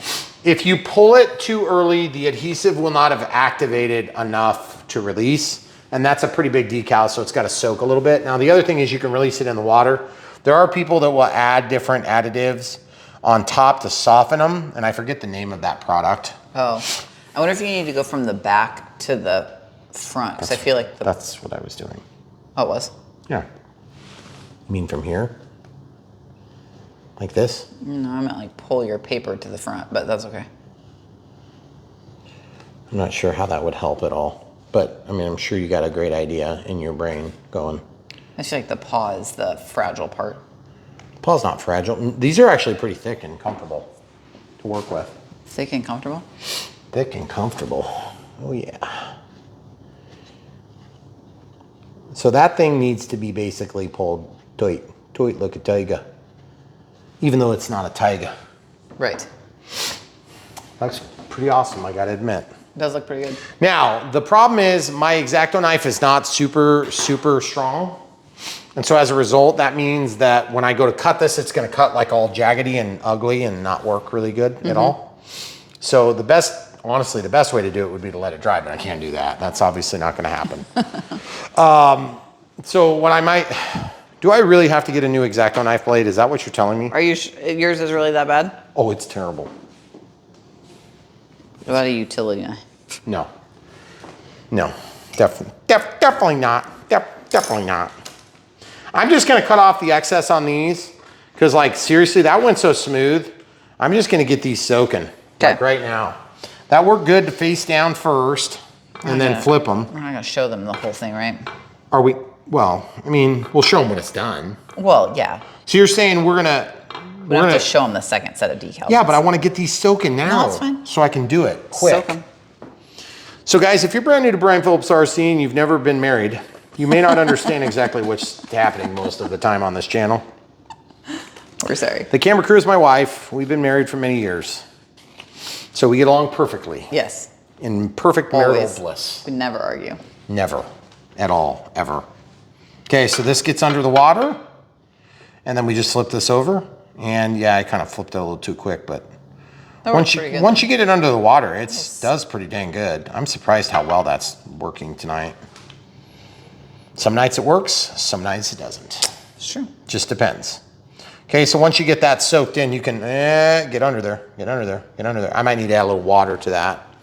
So you can see all I'm doing is just cutting the decals out so it's a little bit easier to get the water to penetrate. Now, the cool thing is if you make a mistake, you can like quite literally take and use one of those parts from the backing and you can steal some glue off of it because the glue is on the paper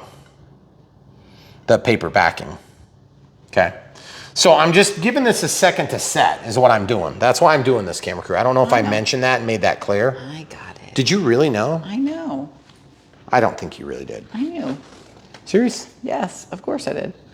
Okay, because once it sets a little bit, then we should be good. Now, I can't put this one in, unfortunately, yet, because I don't have enough room. So, camera crew really, really, really wants to pause the video. No, I thought you were going to cut this one. What? Or do you want it to dry longer? I'm gonna cut it, but I have to kind of like do this with caution and care. Okay. And so probably the best thing I need to do is get my body comfortable. Because like if you're uncomfortable, you make a bad mistake. Just like welding. Get your body comfortable. Make sure somebody walks straight into the light you need. That's your head. Immediately when you need to do what you're doing, okay? No, you walked into my light. Step over here. Thank you. Okay, so I'm holding this and I'm gonna try to cut it and I don't think it's gonna work. This blade, there ain't no way. You know what I'm gonna do? I'm gonna just try this.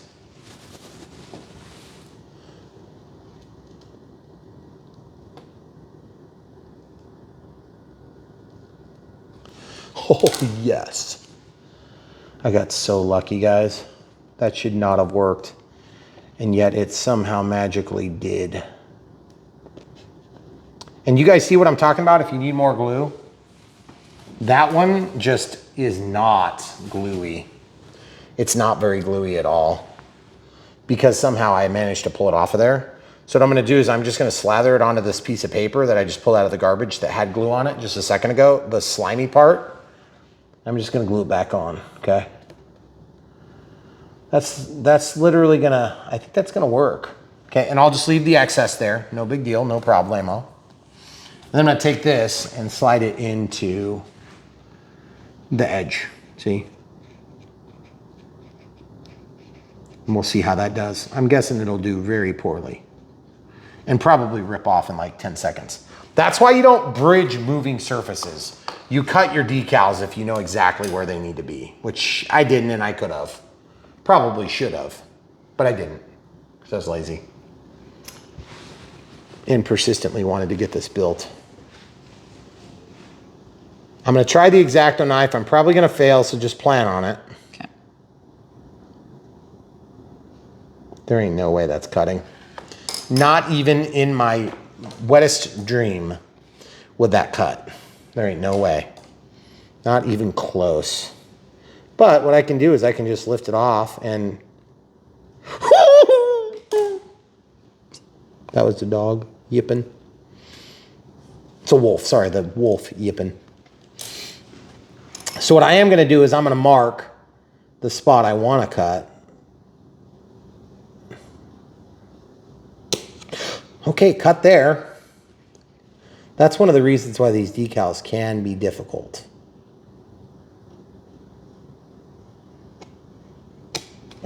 Okay, so that one cut. Okay, so now I can press this down in there. Okay, so that's pressed down in there. Now that'll be the first thing to blow off of this model when you go in like 120 miles an hour or however fast it goes. 68 miles an hour. How fast does it go, camera crew? I don't Did it know. say? Okay. All right, there it is, guys. Okay, so I'm gonna do the other side off camera because then the camera crew will stop giving me the evil eye. All right, so we got the decals done. I couldn't resist having the missile rails on just that one portion of the ordnance because it looks totally sweet. And then this side was a little bit trickier because of the servo, okay? So, but I would say that it turned out really nice and symmetry and everything was fine. The only complaint I have now is that I still have to recreate this white line. So we are gonna do that right now and come right back. We'll show you what we come up with. All right, so we're just gonna try this electrical tape. It should do the trick. Camera crew is gonna put a hand on here just to kind of hold that down. If you're working alone, you can just put a tool in the cockpit area and that will make it heavy enough to stay down while you're doing stuff like this. Okay, or a battery, whatever. But what I'm thinking is, you can see I've got some overspray and stuff on here because this is sitting down in my shop. And so sometimes I'm painting stuff and you just want to make sure you take off until you get to some clean stuff. Well, it looks like it's actually pretty clean over here, but there. I just don't want to risk it. See, there's the clean edge. So what I want to do is just one thing you got to be careful about with vinyl tape is that it is going to stretch, okay? So plan on it stretching. So what I'm going to do is I'm going to cut a longer than expected piece. Then I can just lay this back down so it's out of the way. Discard this. I know it's hurting my soul. Perfectly good electrical tape. With overspray on it. Yes, perfectly good electrical tape. Okay, so I don't want it to be way too long, but I don't want it to be too short, okay? And then now I just have to guesstimate on the width, and I got about 2 shots at this to get it right. And that stuff likes to curve when you cut. So you can see on this one, how I've got a curve on it. That's not perfect. And it's gonna drive me nuts, so I have to go back in now that it's clean. Yeah, that might be pretty close. Nope, too thick still. And I'm just gonna take the edge as I go. And if you really wanna clean, you can tape that to the face of your blade and then cut, and that'll keep it from rolling on you. And then, so it's really hard to do that with your fingers. One tip, and I do this all the time on camera, this is how I stab myself on camera from time to time, is I like to use the X-Acto knife blade like this.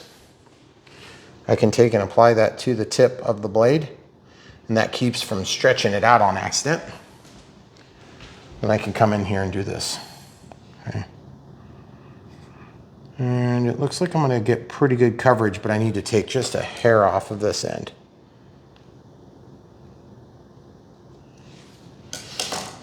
Imperfect.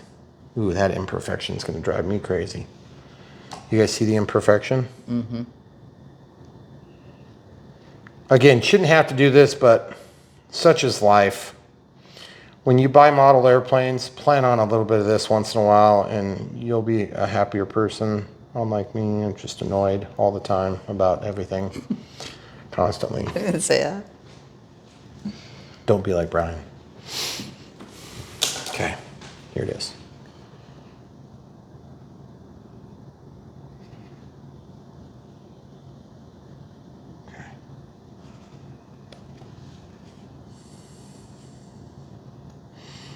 I'm just realizing there's a bit of a technical challenge here I'm going to face, and that is that they're not lined up on both sides.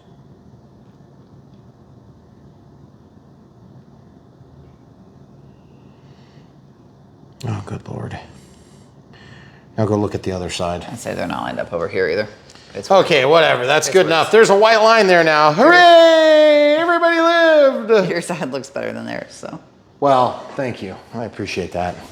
All right, so now I can put this over here with my screws to save that nobody would ever save. Right. All right, so let's talk about what's next, folks. We have a number of different steps that are left, namely radio setup that's going to come right away. And the radio setup is going to be a relatively simple setup, but because we have some choices to make, we have to decide what receiver to use, okay? So obviously we have 1, 2, 3, 4, 5, and then 6, right? Yes. So we have throttle, thrust reverse, elevator, rudder, and steerable, aileron 1, aileron 2. That's 6 channels. So we should be fine. And then 7, 8 would be non-pluggables, so we can use master gain and AS3X safe, mode. So that should work out really good. So the NX10 will work out perfect in this application. I gotta say, that thing looks freaking sweet. So if you guys are into this plane, even remotely, you wanna help support Brian Phillips RC, all you have to do is look no further than the links in the video description below. You can buy one for your very own, okay? So we're gonna talk about choices of receivers next. And I think this one is gonna be a pretty obvious choice, but some of you might wanna go a little bit more overboard.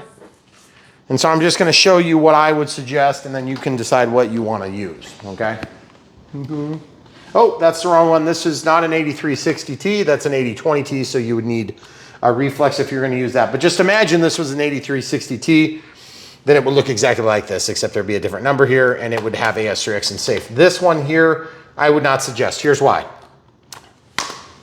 Look at the real estate you have to work with. Now, I'm not saying you couldn't fit it in there, and I'm not saying that you shouldn't try to squeeze it in there, but I am saying the only reason you're gonna need that is if you want thrust reverse, televons, flaperons, rudder, separate steering channel. Right. I mean, you can do a lot of cool things because you pick up 2 additional channels here, which gives you telebonds and potentially separating your steerable nose wheel, which I cannot imagine wasting a channel on that on a plane that doesn't even have retracts. But there are people that would do that. And I'm not trying to badmouth anybody, it's just not what I would do. Okay, AR 630 or 631 with antenna, without, and the antenna is internal, but this has end pins. This has top pins. Now, let's talk about that. I'm obviously using one of those two. Let's just forget about the AR 8360T. That's just way overkill for this plane. Hold on. You don't even have to imagine anymore. If we were gonna do that, the one thing about this is it has end pins and you'd also get the telemetry feedback on pack, which might be kind of nice in an application like this just because it's an EDF jet. However, we're not gonna do that today because I don't think it needs it.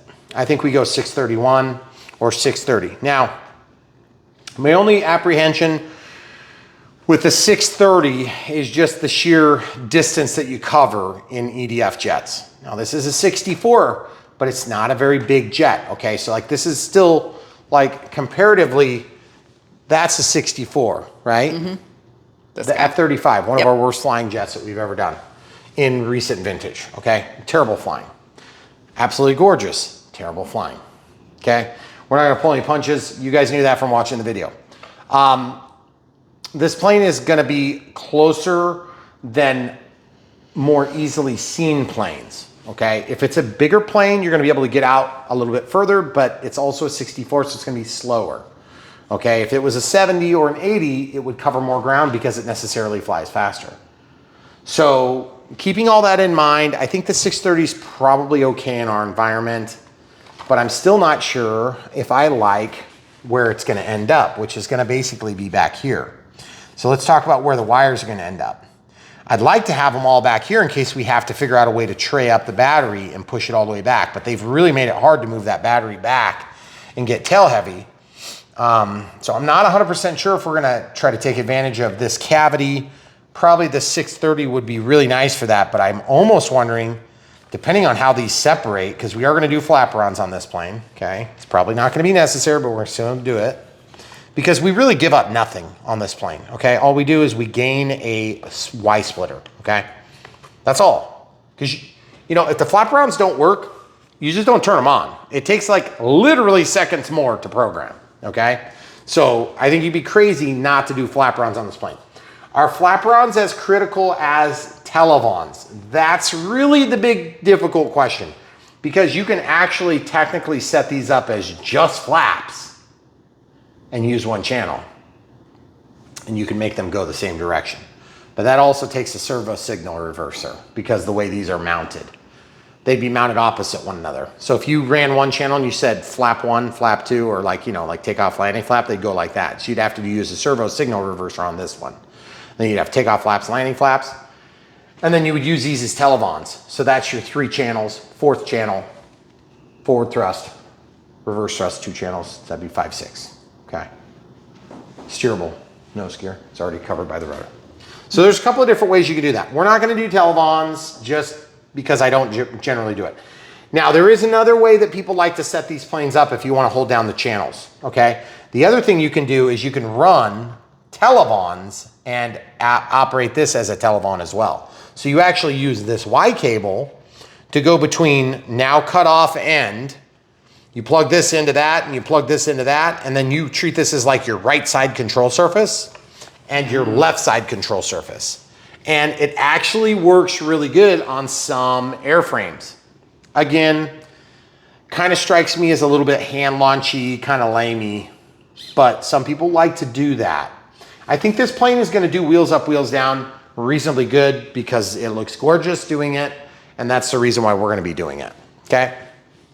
So have I answered all your questions, camera crew? Yes. So we're gonna do a 630. Okay. We don't do a lot of 630s because I feel like for $5 extra, you get an antenna that gives you a little bit more range, even though Spectrum says it doesn't. I don't necessarily agree that that's true, even though Spectrum may have run a test or two in determining that claim. Probably. Now, if you really wanted to have battery telemetry, you could put a 637 in here, which would be nice, but I just don't see it. It doesn't even have retracts. Am I gonna really put, no. I'm gonna time it, running out of batteries, hit a tree, blow it up in a million pieces. Yeah. So you guys can learn your lesson, but a 637T would be good. It'd be a good choice. Is it the best choice? No.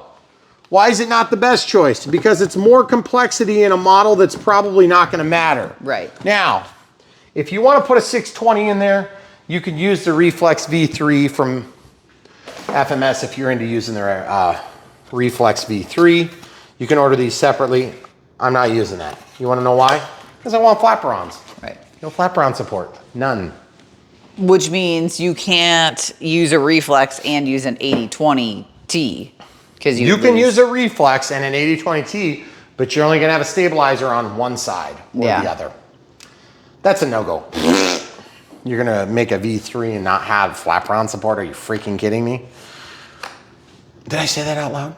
You did. Oh, I did. Okay. All right, so getting back to the point, guys, we love model airplanes. We love working with FMS. FMS makes a good model. They make a mean model.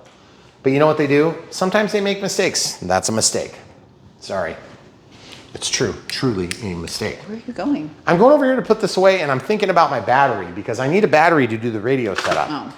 So the next move I'm gonna make is I'm gonna just unplug this battery right here, right now. By the way, S2200 Gen 2 charger. It's got IC3, IC5 connectors all the way up to 6S. Works really good, 200 watts per channel. This thing is my everyday charger, okay? Right next to it, S155 only goes up to 4S. It would work for this plane because we're using 4S packs. Just keep in mind, if you do an S1200, you've only got one channel, but it does go up to 6S. This only goes up to 4S. It's only like 50 bucks. Yeah, it's very good value. Economical. If you really want to get crazy, you buy something like this. I don't even suggest you do that unless you're getting up to big batteries and you're trying to charge at a field where you have to really crank them out quick. We have a lot of batteries. So anyway, don't be like me, be safe. Safe batteries, smart batteries, okay? So this battery is gonna slide in here. This is part of the process, camera crew. I know you're rolling your eyes. Why are you putting the battery in? Roll my eyes. Oh, sorry. I assumed you were. Just assumed I did. I just assumed you did. Okay, so here's where the battery lead's gonna go. We got tons of battery lead on this one. That's kind of nice. Okay, so sometimes I do this. I plug in one of the two leads. In this case, I gotta plug in the negative lead because that data lead is gonna, it's not gonna like it, is it? Oh, maybe it will work. Oh, look at that, you can do that. Yeah, it's not gonna break the data. That kind of puts the cables where the cables are gonna be. It just helps me get a feel for how this is all gonna lay out, okay? So one other thing I like about this is you can pull it to the side and just slip it right in. It's kind of handy sometimes if you're in a hurry. Save that for all eternity. Yeah, obviously. I may need to make a pocket protector someday. That's true. I was running short on Y cables too, so I'm really glad we got that spare. Listen, I'm glad we did too. I mean, finally we can agree on something. Okay, so the next thing we gotta do is we gotta start plugging stuff in. But how do we know how this is gonna lay? I mean, you can put it this way, you can put it this way, you can put it that. I don't know if you can do that. I don't know if you can. But you can do this, you can do that, you can do this, you can do this, you can do whatever. It really doesn't matter. If you needed it up here, you could put it way up here, but I wouldn't recommend it because of the sweep, okay? Yeah. I would really like to put it back there. And it's gonna depend on how the wires land, and then we'll set that later. The Ford programming determines, or doesn't so much determine, but communicates to this device what position it's in by means of a simple test of the accelerometers, which we'll show you how to do. You don't have to like set up some weird test. It just asks you to lay it on its nose and it picks the decision and you confirm it, okay? Mm-hmm. I think it's probably gonna sit something like this down on the bottom, but there's a lot of times there's a flat spot here on a plane right there. Yeah. And it's a bigger opening than most people realize. And so if you put your plane together, a lot of times you can get in there and glue that in there. But I'm having problems because I got burned on a little baby fire this big. I got burned on that fire, not the fire as big as my house that was over there that burned for like a week. Yeah. I got burned on a little one though. And immediately at the beginning of that burn. Yeah. Anyway. All right, so if this sits flat, that's at a bit of an angle because that's the top of the air inlet. Okay, so it's got a sweep to it. I'm not crazy about that. So maybe upside down is gonna be better. I don't think it's gonna be better. I think it's gonna be okay. Just plug it in. We're not gonna do that. We're gonna do a radio setup first. Okay, so let's talk about this. Our next move is obviously we have to build a profile. Why do we need a profile? Because you have to have a profile before you know what channels things are gonna plug into. Now, why do we not know what channels things are gonna plug into? Because we're doing flaperons. If we're doing flaperons, there's a deviation from kind of like the standard protocol. So I'm gonna turn this on, it's gonna fire up. We're gonna create a new model, and the new model is going to be the F-16 64 Fighting Falcon. So here it comes. By the way, those decals look nice. So we did a great job on those. All right, you ready? So carbon Z-Cub. I'm gonna cancel and back, boop, and then I'm gonna scroll forever, and we're gonna come right back. Add new model, acro create. That's an acro. It's gonna take a little while because I have like millions of models in here. Okay. So once it's done eventually, Then what we're gonna do is we're gonna just go through the full setup, and then when we get the setup done, we can tell exactly where to land all of our cables in here. And while we're waiting, oh, of course it comes back. You can see where it's silk screened. So. Can you see it? Mm-hmm. See how it says S, plus, and minus. That's signals to the top. Minus is to the bottom, okay? There's also a bind plug, bind button, boop, boop, boop, boop. Okay, so we'll press that when we're ready to bind. All right, so model select, we just came from there. Model type, model name. This is where we're gonna type it in. It's gonna be the F-16 from FMS, F-16 Fighting Falcon. So we'll come up with something right now and type that in. All right, so I got the FMS F-16 64 millimeter gray. And the reason I did gray is because I can't fit Fighting Falcon in the descriptor here. So I'll hit back. Aircraft type, this is where we set the flaperons, like that. Okay. And then the tail is the normal tail. And then we should be able to select an image of some sort of like a jet. Yeah. I think there's like a Habu in here. Let's do the Habu. Good enough. F mode setup. So because we're doing this AS3X style, we'll use the D switch. You're probably thinking to yourself, well, why don't you use the A switch? You're not going to use the A switch. That's because I used to always do that. And then I would go to retract my gear that don't retract. And then I turn safe on. Next thing you know, I'm narrowly avoiding the Fox and Eagle killing zone, which are 2 FMS planes that I have destroyed in that tree. Okay, anyway. All right, so spoken flight mode. This is where you can set up your readable label that's up on the screen right here in normal mode, and then the audio event that coordinates with it. Remember, this is just a label. It doesn't actually set the setting. Okay, so cancel, cancel, clears it. This is going to be AS3X, and we'll come right back. All right, so we got AS3X, and that's artificial 3-axis stabilization, and I'll scroll way down to the bottom. Oh, there it is, AS3X mode, beautiful. Thank you, lady. Now we're gonna do off in the center, and we'll scroll this in and come right back. So off, and then we'll scroll down to off, which is kind of like halfway down, and we can make the audio event say off. Now, you don't have to set up these labels, but I just figure like, if you're going through the trouble setting this up, oops, and then flight mode 3, cancel, cancel, we're gonna do safe here, and that's gonna be AS3X and safe, technically, but yeah. So that's safe sensor assisted flight envelope, also known as auto leveling. Then I'll scroll way down to about here. Okay, so safe mode. And just keep in mind, that's just a label. I can't stress that enough. If you're brand new to the hobby and you're starting with this plane, bad idea. If you're kind of new to the hobby and you're new with EDFs, this might be more than you can handle, but I'm not sure. I can't tell you that yet. I don't know. So then channel sign, I want B to be attached to flaps. So I don't want to mess with that yet. So I want to inhibit my aux2 attachment. That's default. I want right knob on aux3. That's fine with me. And then gear, we're not using gear, but we are using this channel, right? Because we need it. Yes. Are we? Oh, thrust reverse. Because it's pluggable on this. Yep. So we can actually set that to G right now. Normally I would just exercise the switch, but you can also scroll to it. Now, let's talk about what channel we want to be our flight mode. We can use an unpluggable, like channel 7, so why don't we just use that? So D, or you can scroll all the way to the right and 1 over, or all the way to the left and 1 over is flight mode. So flight mode is going to be controlled by this switch now, okay? Okay, so now we can walk out. We can go into dual rates and expo. We'll set this since it's kind of in order.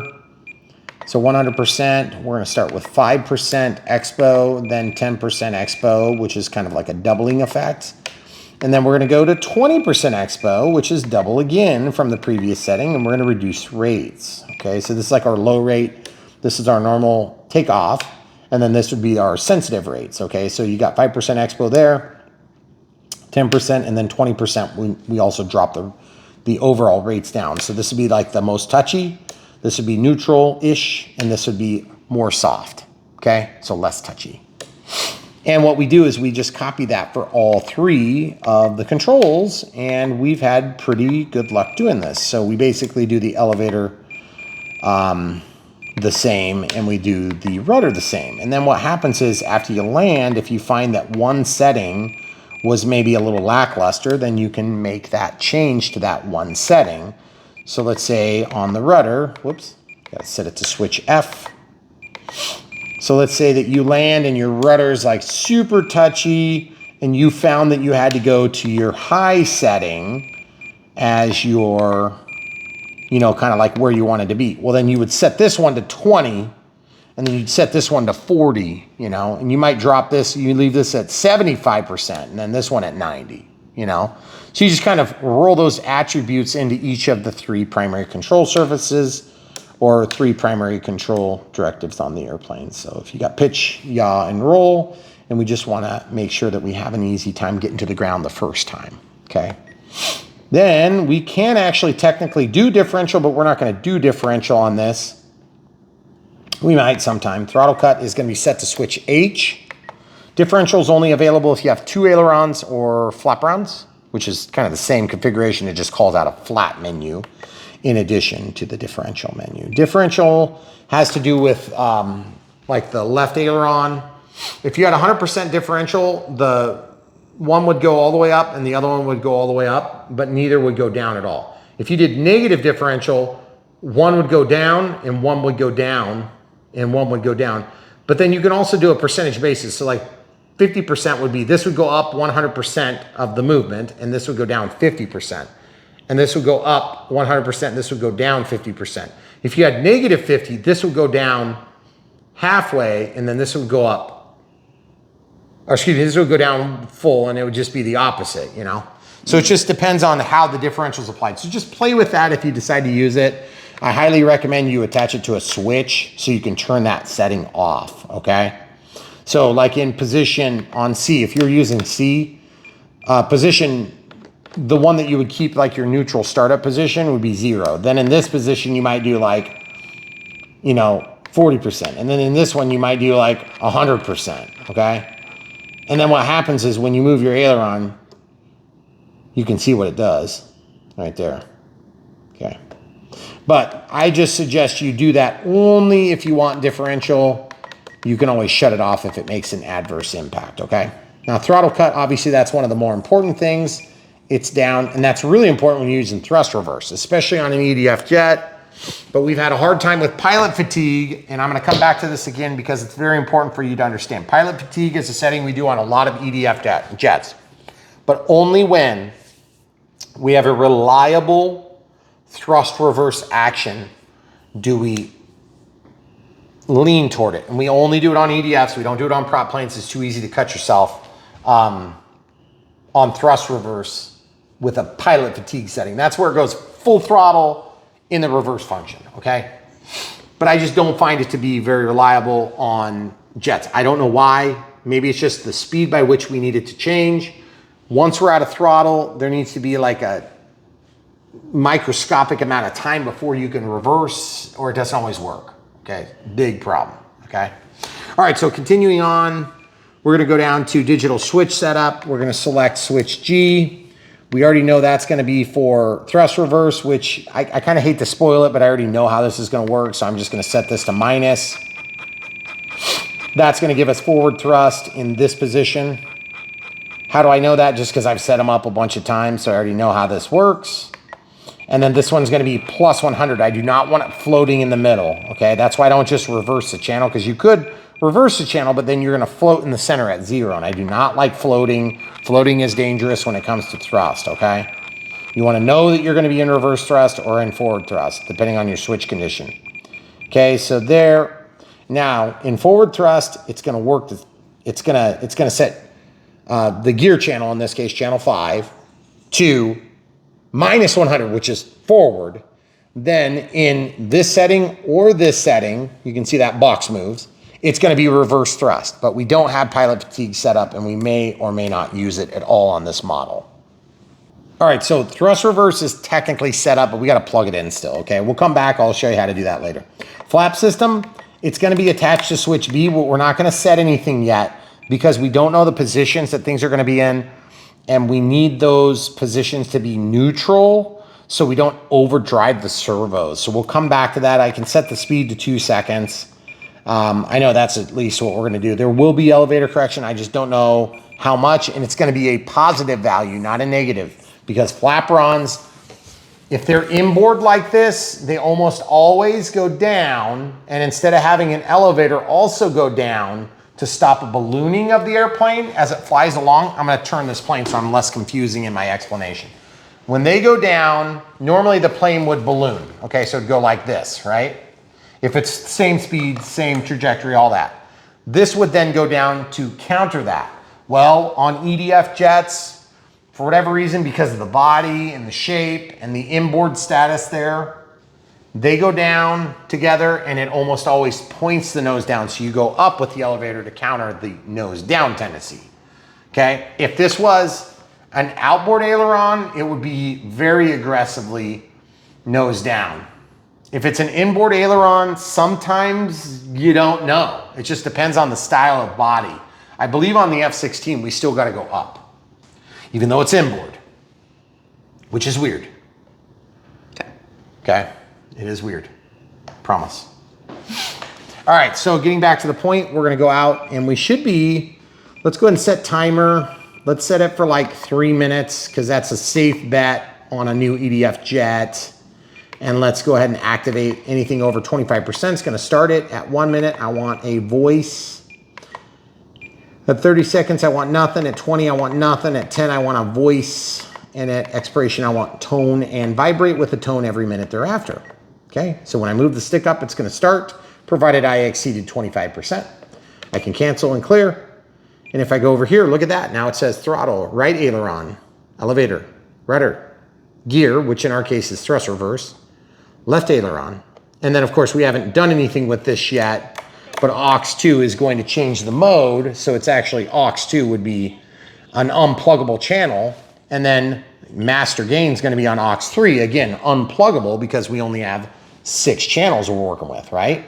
Okay, so now we can start the process of plugging everything in. This should go pretty smooth. Remember, the battery is plugged in only for spatial awareness. It's not actually plugged in. It's only the negative lead that's plugged in. Throttle cuts on. Right knob is in the center. Throttle stick is down. Get the habit, you know, build the habit. Okay, so I can see it says throttle's on channel 1, not uncommonly.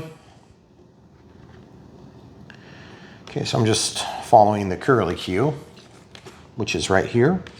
I'm gonna pull this back. I'm actually gonna pull this under.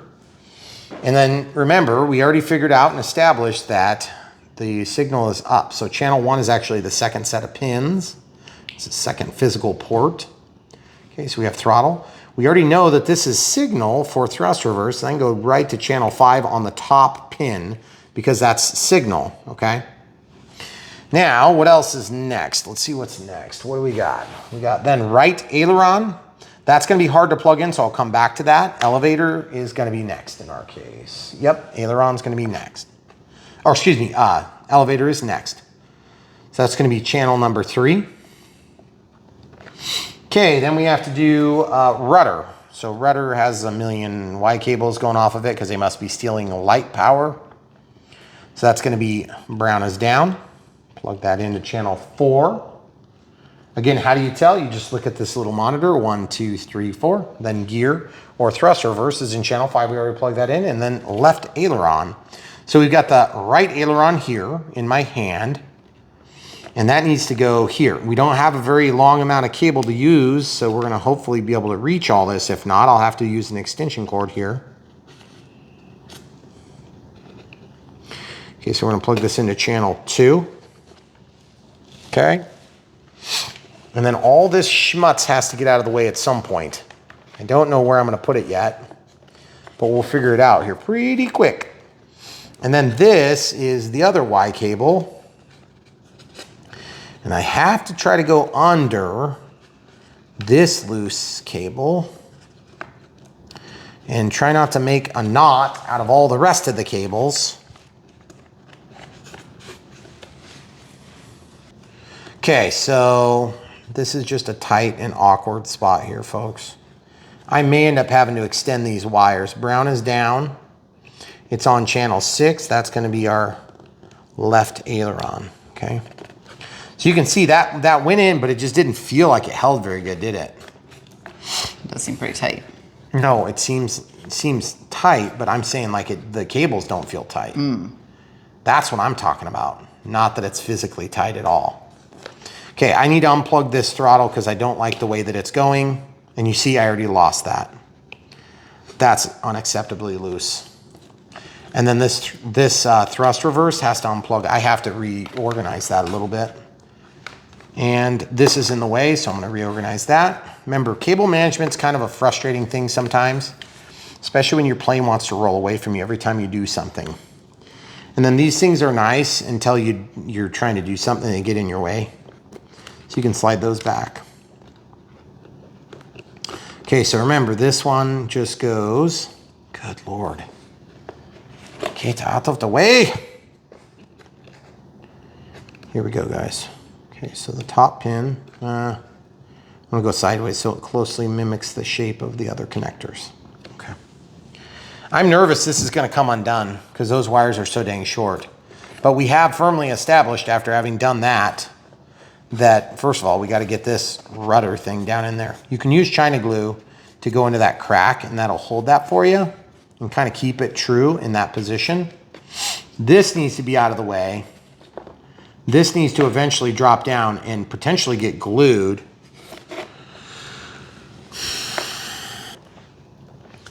So I may end up having to glue these on because they're really feeling kind of like they're gonna wanna pop off. I don't like that.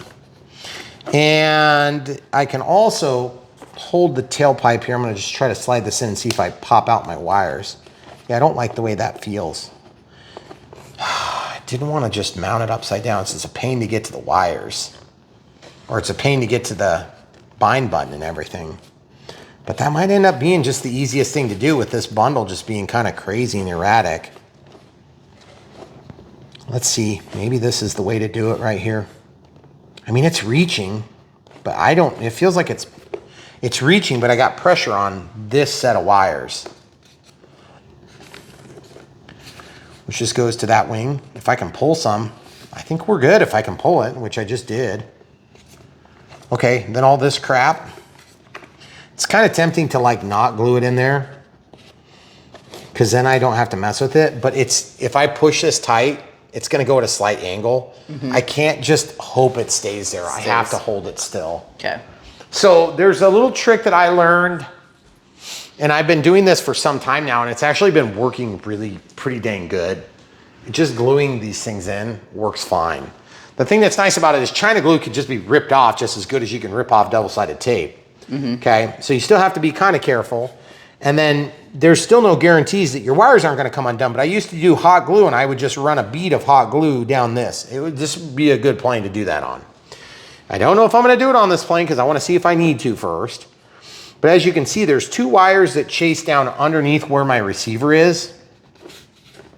My hope is to eliminate their position in that area, if I can. I may not be able to, by the way.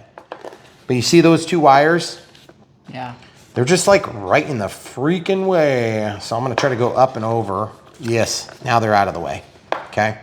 So listen, this is probably controversial if you're into controversy. If you're worried about this controversy, let me tell you about some other things, okay? So I'm just gonna put that glue on there and I'm gonna slather it on thick and I'm not even gonna mess with it yet. I'm not even gonna try to reach in there and get glue on the side yet. You wanna know why? Because I'm gonna take the glue as it sits on here and I'm gonna just stuff it in place and then pull it away from the wall. Now you're like, why are you doing this while it's all plugged in? Because I needed to figure out where it was gonna plug in, folks. There is no manual that tells you where to stick it. Well, at least not the wires in the receiver. So I'm grabbing the thrust tubes, the only way I can get enough pressure to do this. Making sure all my cables are out of the way. Going in with a little bit, I feel like it's not wanting to slide in like I did before. There we go, there we go. You guys see where I'm just supporting it. Now I'm pushing that in tight to the corner, hard. And that's just gonna get the schmutz in there. And that's gonna eventually hold that in place, okay? Now, the best thing you can do is pull that away, and you see that sticky stuff? Show them the sticky stuff. You see the sticky strings? Yep. That you wanna let cook off for just a minute. Now, we aren't gonna do the spatial aware setup yet, AKA forward programming, because we have to go through a few other steps first so we can actually start the next process, even though we're not actually ready for that. And so we're gonna pause and let that glue set up. All right, so I waited just probably a minute, and you can see that stuff is still ready to go, and it's just kind of tempting me. I'm holding the side of the plane and I'm sticking it in there. Yeah, I don't know if I like that, but I do like that a lot. That seems pretty dang good. So I can live with that. My only concern is that if that would over time work its way into a strange angle that we weren't expecting, okay? So one kind of trick you can do if you have a situation like this where you're kind of on a weird angle, you can actually mount it at an angle and it'll be okay.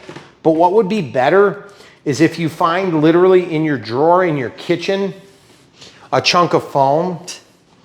Like, you don't have foam in your kitchen like this? Well, I mean, I do. I was talking to the audience. And I would just take a little chunk of foam. This is probably from a crashed plane somewhere. And I'm just gonna literally do that. And I'm gonna stick that in there in that angle. And that's gonna buy us a little bit of support in that one particular spot. Why do we care about that support there? The only reason we care about that support is just keep the receiver from repositioning itself slightly over time, okay? So I'm gonna just squish this to get that EPO to kind of give us a nice little bend. And then this is just gonna be a little wedge. I'm wondering if it might be better to just go in lengthwise first.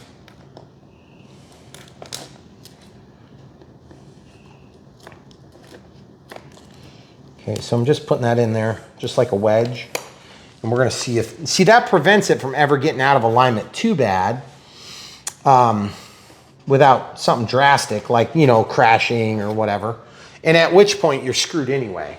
Right. I'm just like not 100% sure if I might need to put a little glue on the top and bottom. Because you see that? I just don't know if I trust that positionally. Because you see the glue is only on this face. That side. So we're gonna put a little bit of glue on the top and the bottom too. Okay, so just to be clear, I'm just pulling this out and it's like almost hard to get out of there, which is exactly what I want. I mean, it's not hard like you can't get it undone. It's just hard like I figured it'd be easier, okay? Is it gonna come out of there if you crash? I don't know, maybe. But a lot of things are gonna come out of there if you crash. See, I'm just slathering the top. That'll give us enough to just guarantee that it stays in that position. And when you've got glue that's not set up and not cooked off, it's gonna slide in really easy. But get this, when you don't need it to have a firm bite right away, like a control surface or something, or horizontal stab or vertical stab, then what you can do is you can slide it in right away and just let it set up. It's fine. Because this will also make it easier to push in. But you'll notice it almost lubricates it when you're sliding it in this type of environment, right? So you gotta just be careful to not get a false sense of security on how easy it's gonna be to slide in or out in the future. Okay, so once I have the stickum on the side is set good, but if you put fresh China glue on top of it, it will slip again, okay? It kind of like re-wets it. The solvent in there works on it, okay? So this mess of wires just really needs to tuck in here and have a home. So this is gonna help to keep that receiver where we expected it would be. And normally I would do like a zip tie or something, but to be honest, I think this is gonna work better because I kind of want that bulk, you know? Oh, you know what else? Do you remember how I talked about that rudder servo cable?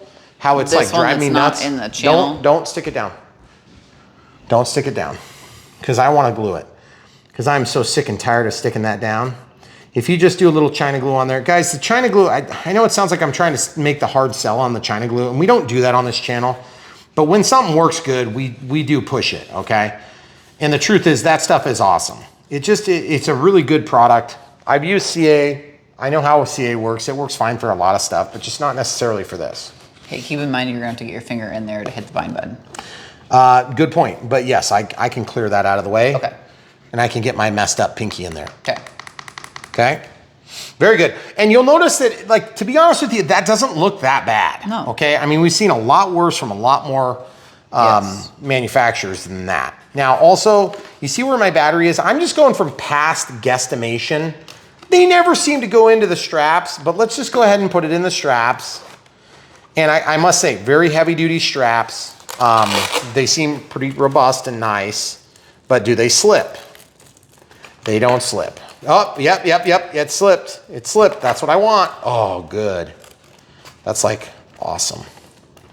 So guys, if you have a plane that's hard to load a battery in, you'll fly it less. I know you don't believe me now, but just trust me, after a while, you'll agree, because you'll realize I was right. You're talking to me or them? Okay, click, scroll down to bind, and be prepared, disconnect RF, and I'm gonna highlight bind. It's not gonna bind, because I'm not in bind mode. Okay, plug this in. Oh, those LEDs are great. Yeah, they are. White top light, awesome. Nice. Okay, the bind thing timed out as always. I'm gonna reach in here with my pinky. I'm gonna hit the bind button. You won't be able to see it, but it's flashing. Yep, I can see it. Now I can click, scroll back down to bind. Bind. Controlling the plane. Make sure I don't have, you know, some crazy flyaway in my living room. Now the telemetry is getting set up. I can tell the ESC is not gonna start running because it did the startup sequence. Those are day bright LEDs. They are extremely bright, kind of blinding actually. And I just wanna point out these ones. Guys, this is a 64 millimeter. We just don't see lights like that on 64s. And by the way, manufacturers, there's no excuse to not have at least basic nav lights on every plane. Just do it, please, please. Okay, rudder. Very good. Elevators, ailerons, and we don't have the flaperon set up yet, so we can't test that yet. And we don't know what direction. I'm not even worried about that yet. I just want to see if they're moving. Okay, so right now, if this were to go here, we just need to make sure that this gets squished into a position such that it doesn't. Now, this is still allowed to kind of kick back and forth, but once that glue sets up, it's going to be settled. Believe me, it ain't going to move after that, okay? But for now, we have to be a little bit mindful of the position, and we don't want that to interfere with the rudder, okay? Understand? Make sense? Mm-hmm. So we're gonna put the canopy on. We're gonna give you guys a quick, beautiful view of this. Snap it down. Oh, that is so sick looking. Oh, yes, I love it. So good. Feast your eyes on that. And we don't even have the ordnance on there. It's gonna look really good with ordnance, but we're not done. So don't get excited. Don't be distracted, camera crew, okay. Obviously. Okay, so we're not quite done with setup.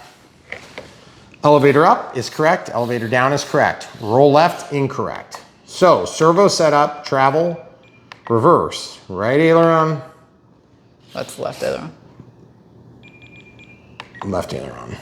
Roll left, roll right, elevator up, elevator down, yaw left, yaw right.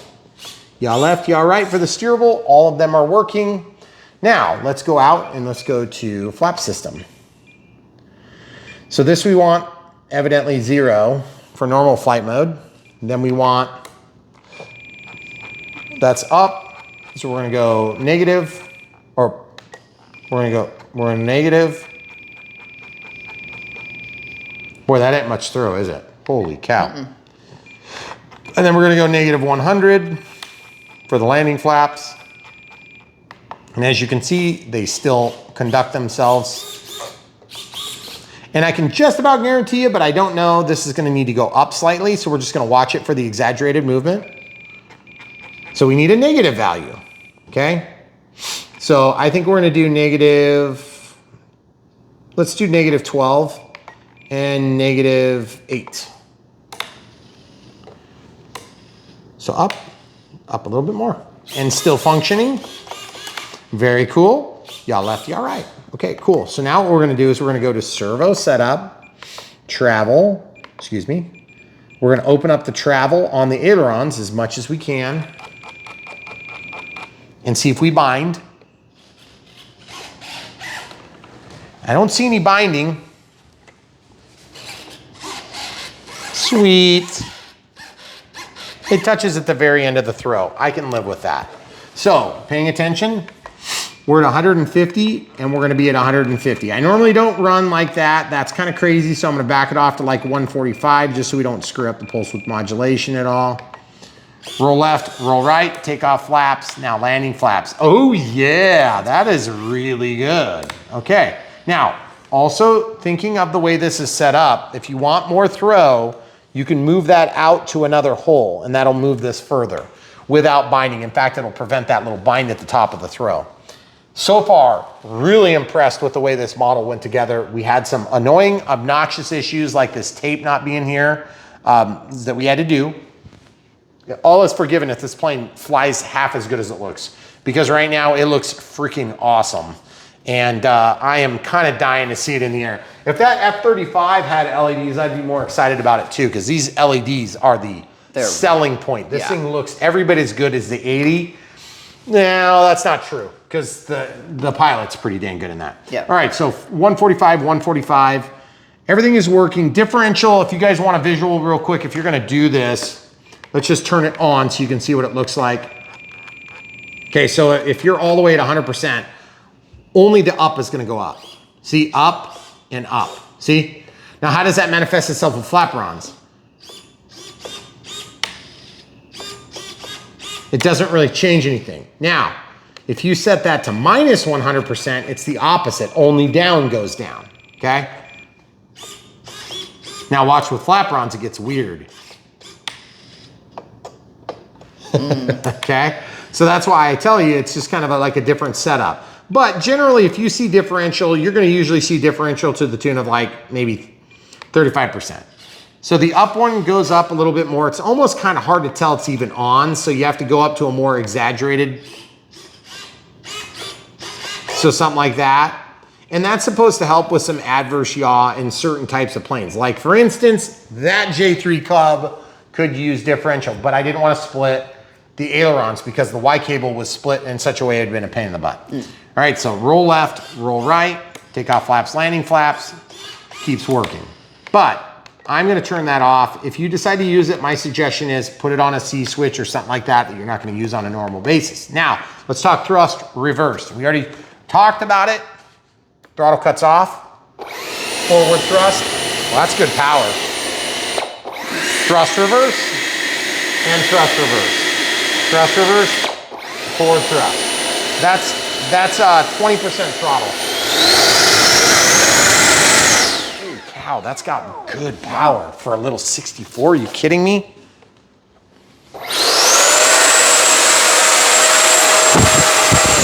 Okay, that's reassuring. Maybe it's not gonna suck or blow. We're probably about 15 minutes. Okay, throttle cut is on. Excuse me, throttle cut's off. Coming in for landing. Thrust reverse, thrust reverse. Just because it works once. I know it never seems to be consistent, but if you're gonna do pilot fatigue, the way you do it is you go into mixing. You're gonna set up a mix. It's a normal mix. You're gonna go, throttle cuts on by the way. You're gonna go throttle to, or no, it's gonna be, why don't we do switch G? Because then it's tied to switch G, right? Yeah, so, excuse me, switch G to throttle, right? Where is throttle? There you are. And then the rate, I always just guess and check. And this is only gonna be on when the switch is in this position. Switch G is in this position. And the offset is gonna help set it. And basically I think it's the other one has to be like a negative value, but let's see what it is. Okay, so throttle cuts off, forward thrust. See, that didn't do anything, so we need to set that to negative. It'll just start giving us throttle at some point. Throttle cuts off. Okay, clear. Your throttle stick isn't up. It doesn't matter. Okay. Doesn't matter, because we're tied to whatever switch G is at. And G, where is G? Well, you know what? We can't use G. We got to use the gear switch, the gear, actual gear channel. It's probably going to turn on us. Yep, there we go. Where is gear? There we go.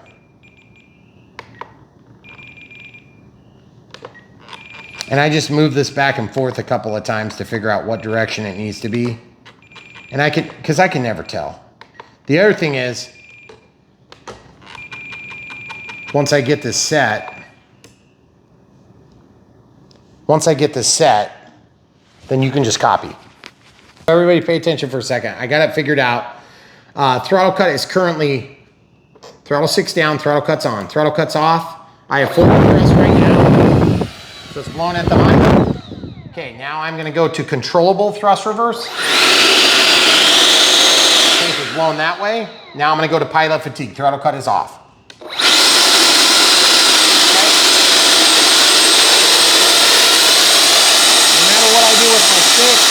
Throttle cuts back on. I come out of pilot fatigue. Now it's just controllable. And now it's full. Okay? So I'll show you the mix. Throttle cuts on, throttle 6 down. I only have it on this setting. Except, you see, there's no mix, then there's a mix. Now the other thing you can do is you can click this off and click this off. So the mix is totally off on those 2 settings, okay? So it's only on when the G switch is all the way back, okay? And so that means with throttle cut off, no matter what my throttle position is,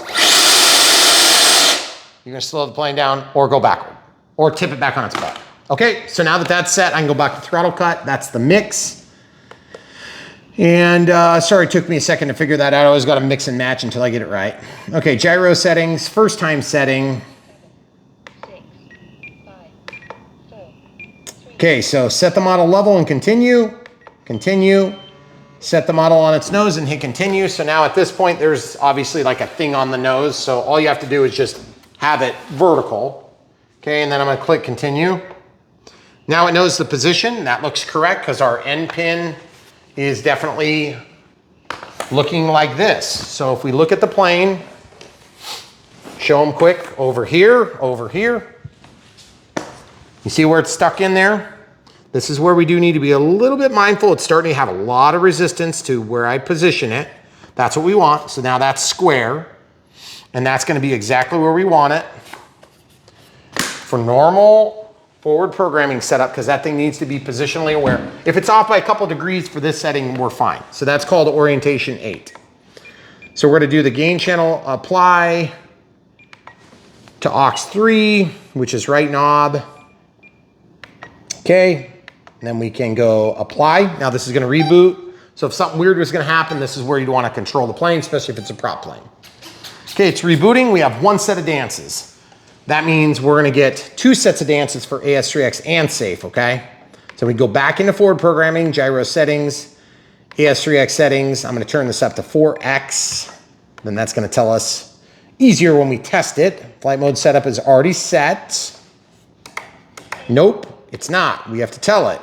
So this is gonna be F mode, aux 2. So highlight that, go to aux 2, next. So I want AS3X off in this mode. I want it on this mode and on this mode. Okay?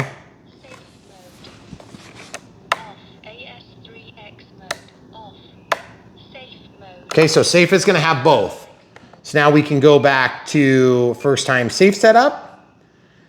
And we'll just make sure this is already configured, which it is. You see how it loads itself because it learns what the position is. Then we go continue.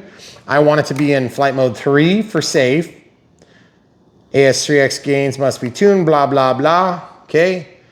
Level model and capture attitude. See that -5 on the pitch? That's got to do with the position of the receiver. Okay. So if you ever move it or the glue doesn't quite dry and it gets a little bit of a cant to it, either square it or come back in and relearn this. It takes 10 seconds. Okay. So in this mode, we want safe off. In this mode, we want safe off. In this mode, we want safe on to level, self-level and angle demand.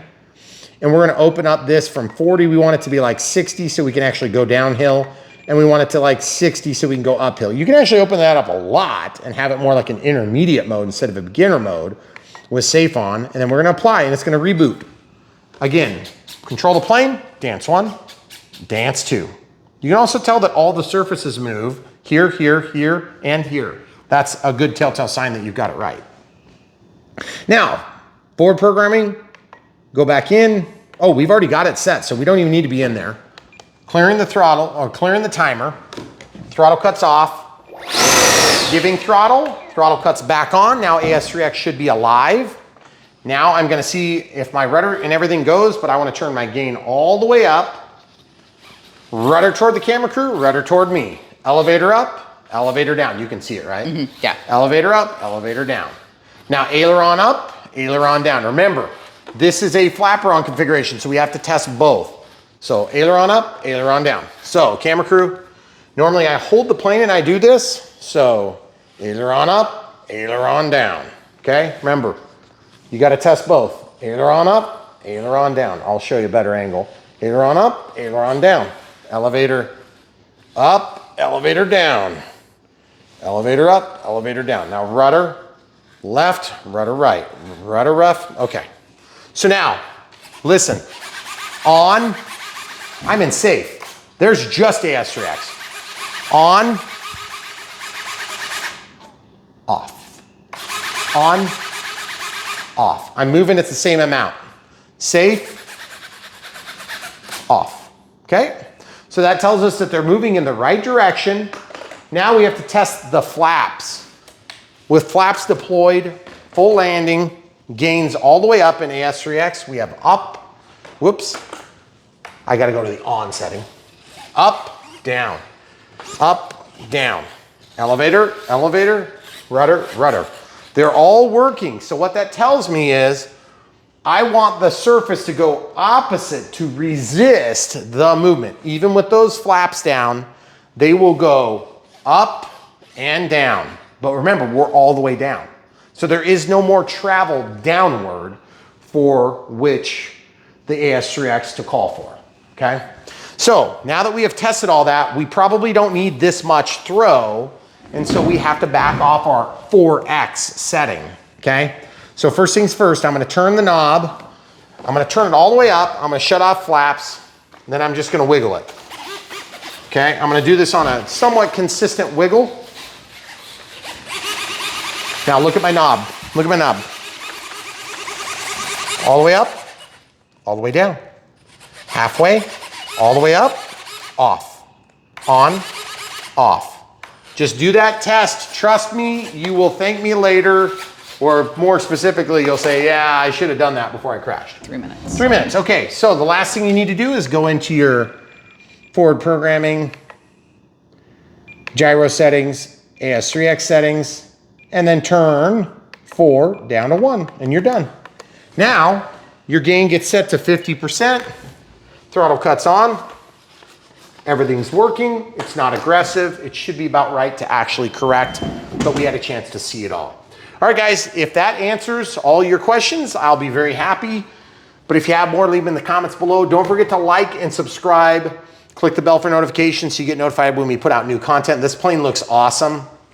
Hope it flies half as good as it's gonna look in the air. What we're gonna do is we're gonna throw the ordnance on really quick and hope you get a shot of it. But if you guys wanna help support Brian Phillips RC, the best thing you can do is buy planes from the links in the video description below. That's the best way to financially support us as we put a lot of time into these videos. And it is basically easy for you because it costs you nothing and it really helps us a lot. And then plus the manufacturers get to pay the bill, which is always better than like a Patreon or PayPal. If you ask me, this one's kind of not wanting to fit so hot. I wonder if I've got like a knob or something on there I got to cut off. Oh, there it goes. Now it's down. This ordnance looks amazing. Okay, so without, oh, this one's kind of giving me trouble too. Am I like on the wrong side or something maybe? I don't know. Nope, it just was hard to get on. That is sweet looking ordnance, folks. By the way, I gotta say, FMS makes a mean model. Doesn't mean they're perfect, and doesn't mean we don't talk about the imperfections. At the end of the day, we want you guys to have a great experience, and part of having a great experience is understanding what you're gonna get. We're here to help you understand what you're gonna get, but that doesn't mean that we design it. It doesn't mean that we have a lot of say-so or wherewithal at all. They basically work with us in terms of like a marketing partnership. You mean to get it? Yeah, I lost my missile. I'm mostly concerned about losing our time. So there's one more detail that we haven't talked about, and that's the center of gravity, which we are going to mark on this plane so that we can actually get this thing balanced out and see where the battery ends up. So if we lose our battery on our camera, we're probably gonna have to come back and do that. And the CG is gonna be 75 to 85. Yep. And so 75 to 85, and usually what I like to do is with a fixed. All right, sorry folks, battery died. Okay, so center of gravity is 75 to 85 from this spot right here. So it's a pretty tight range if you really get right down to it, but it is what it is. Now, because the ordnance is on here, it's gonna be a little tricky to check, but generally when we check the center of gravity on a model like this, we wanna check with the gear down anyway, because that's where you're gonna be landing, okay? So I have to kind of estimate this, and it's kind of nice because it's just behind this plastic part. Okay, so you can feel that when you're reaching under here. And so I'm gonna use my middle finger on each hand, and I'm gonna move back to the back hole, and I can just tell it's pretty much leaning back just a hair. I think we're gonna be okay with 2200 4S. Now keep in mind, you may decide to not use a 2200 4S, but it is 4S. So I'm gonna just say 2200 4S, okay? And I'm just gonna draw my own little lines here, and I'm gonna draw the arrow like that. That shows what direction the battery wire comes out.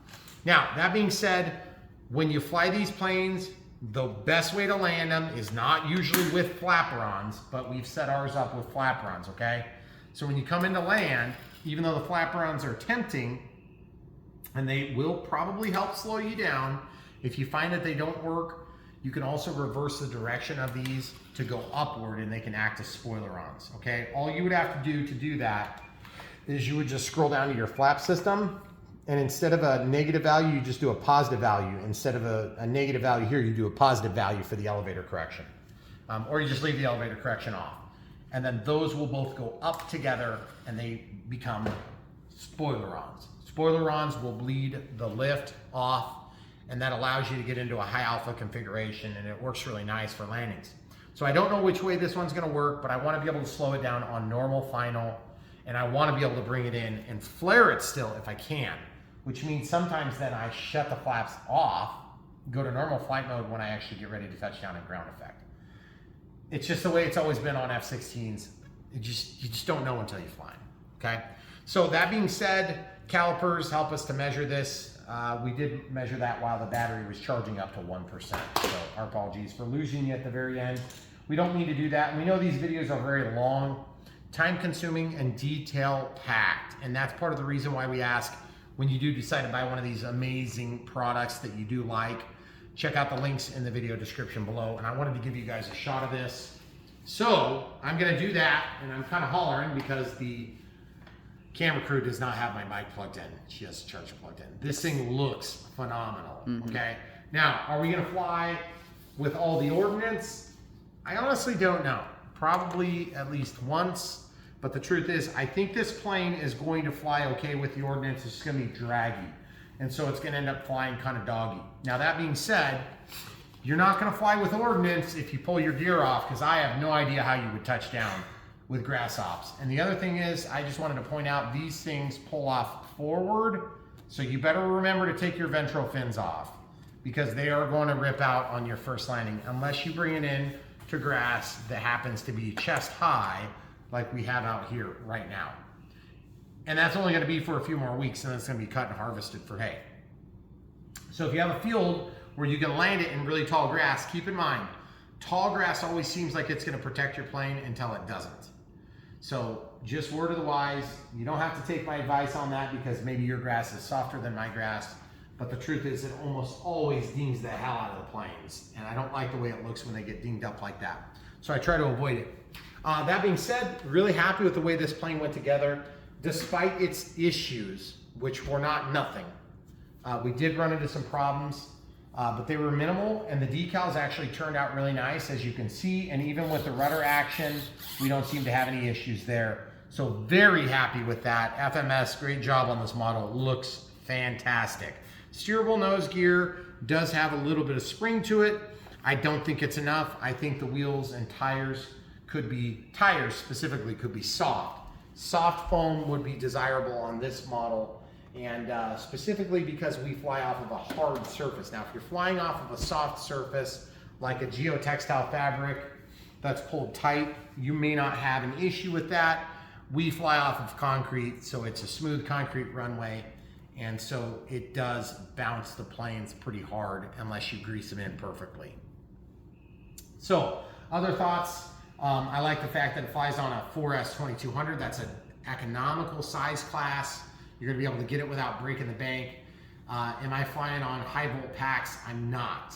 So for that reason, you may end up finding that you wanna use an SMC pack or something like that, rather than the smart pack, so that you can get a little bit more bang for your power buck, if you will. But we don't actually work with them, so we'll link to what we do have and what we do show, just to be fully transparent here, okay?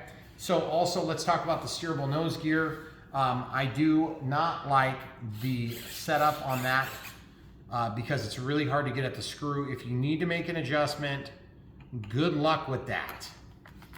Because I can tell you right now, look how far off that is. That's neutral, and look at where it is. So now the only solution to fix that is to trim it, okay? Because what you can do to fix it, if you're lucky, and I'm gonna try to be lucky, is you can take a screwdriver, one size up, you can take a screwdriver, and you can take this off the spline and try to move it over one, because if you trim this, you also trim your rudder. And so obviously that's not gonna be accepted. That was actually the wrong size. Now I need to go back smaller. So if you trim your radio system, you're gonna trim rudder in as well. So you're either good on the ground or you're good in the air. And that's one of the distinctions. That's one of the reasons why I'm not a big fan of this style of rudder. Plus it tends to be a little bit sloppy. Okay, so which way is it turning? I'm just gonna lay this down. If you look right now, it's yawing way bad to the left. So I need to pull this off and try to go spline toward the camera crew. Plastic gear servoed, which is not maybe ideal either. I'm gonna turn that just a hair. See if I can get it going straight. Okay, so that didn't work. I need to go the other way. Sorry, because the linkage is backward. My apologies, folks. I didn't think that through very well. Look at the difference. Holy cow, a whole spline position, it's still off. That's crazy. Look at that. It's a whole spline position, and now we're going almost straight. So guys, you'll just have to check that mechanically on your own. And the problem is when you're off on spline position like that, that means what's gonna happen is when you're flying or when you're driving on the ground, you're gonna be able to move a little bit more one way than the other. Not because the servo doesn't have electronic play in it, which leads me to my next concern, and that is, if you're not gonna separate out your channels, you can go into your servo setup and you can change the travel on the rudder to like more. So if you do like 145, let's say, that's gonna give you more play. But that means when you're in the air, you're gonna have more rudder as well, which might not be desirable, okay? You can see it's still turning to the left a little bit, right? I'm not crazy, right? I mean, it seems better. It seems a little bit better, but it's, if I go one more step, you have to imagine it's gonna way overshoot. I can't see from. And it's like every single time I do this on a plane, every time I have this type of steerable nose gear, I have this problem. Every single freaking time. Every time, guys. I have never had one of these that worked out that I can think of. Now it's finally going straight. How is it that that's normal, guys? Look how far off that is. That's going straight now. So what does that tell you? That means that they machined this flat incorrectly. Okay, and we're gonna have asymmetrical steering now. You guys know what I mean when I say that, right? You're gonna have centered servo, and you're gonna have centered servo that is only gonna be allowed to pivot so far one way, but more the other way. See how sharp it's turning in that direction? Mm-hmm. That's all the way the other direction. You're not gonna get as much turn out of it. You can't really fix that because the way that they machine the flat and then bend the 90, it's actually at 180 degrees, and then, you know, you got two 90s. There's no way to really fix that without taking it all apart and then remachining the flat correct. There's no adjustment that I know of. So that's a bit of a bummer. We try to bring out the negatives along with the positives. This is a really cool looking plane. It's definitely gonna have some drawbacks. That steering is gonna cause problems, almost certainly. Hopefully we're in the air quickly on this plane and that doesn't become a real issue. But I cannot believe we've got that tracking so good with two spline positions off. That's crazy. So, all right, guys, we answered hopefully all your questions. The AS3X and safe setup is just a breeze. It really goes easy, but you do have to have the wing type set up right. If you don't have the wing type right, or you decide to change it, remember, you have to go back in and do first time setup on AS3X and then first time setup on safe, I believe, as well. Otherwise, this receiver will act in a weird way. So just be aware of that. All right, so everything's been tested. The thing is ready to fly.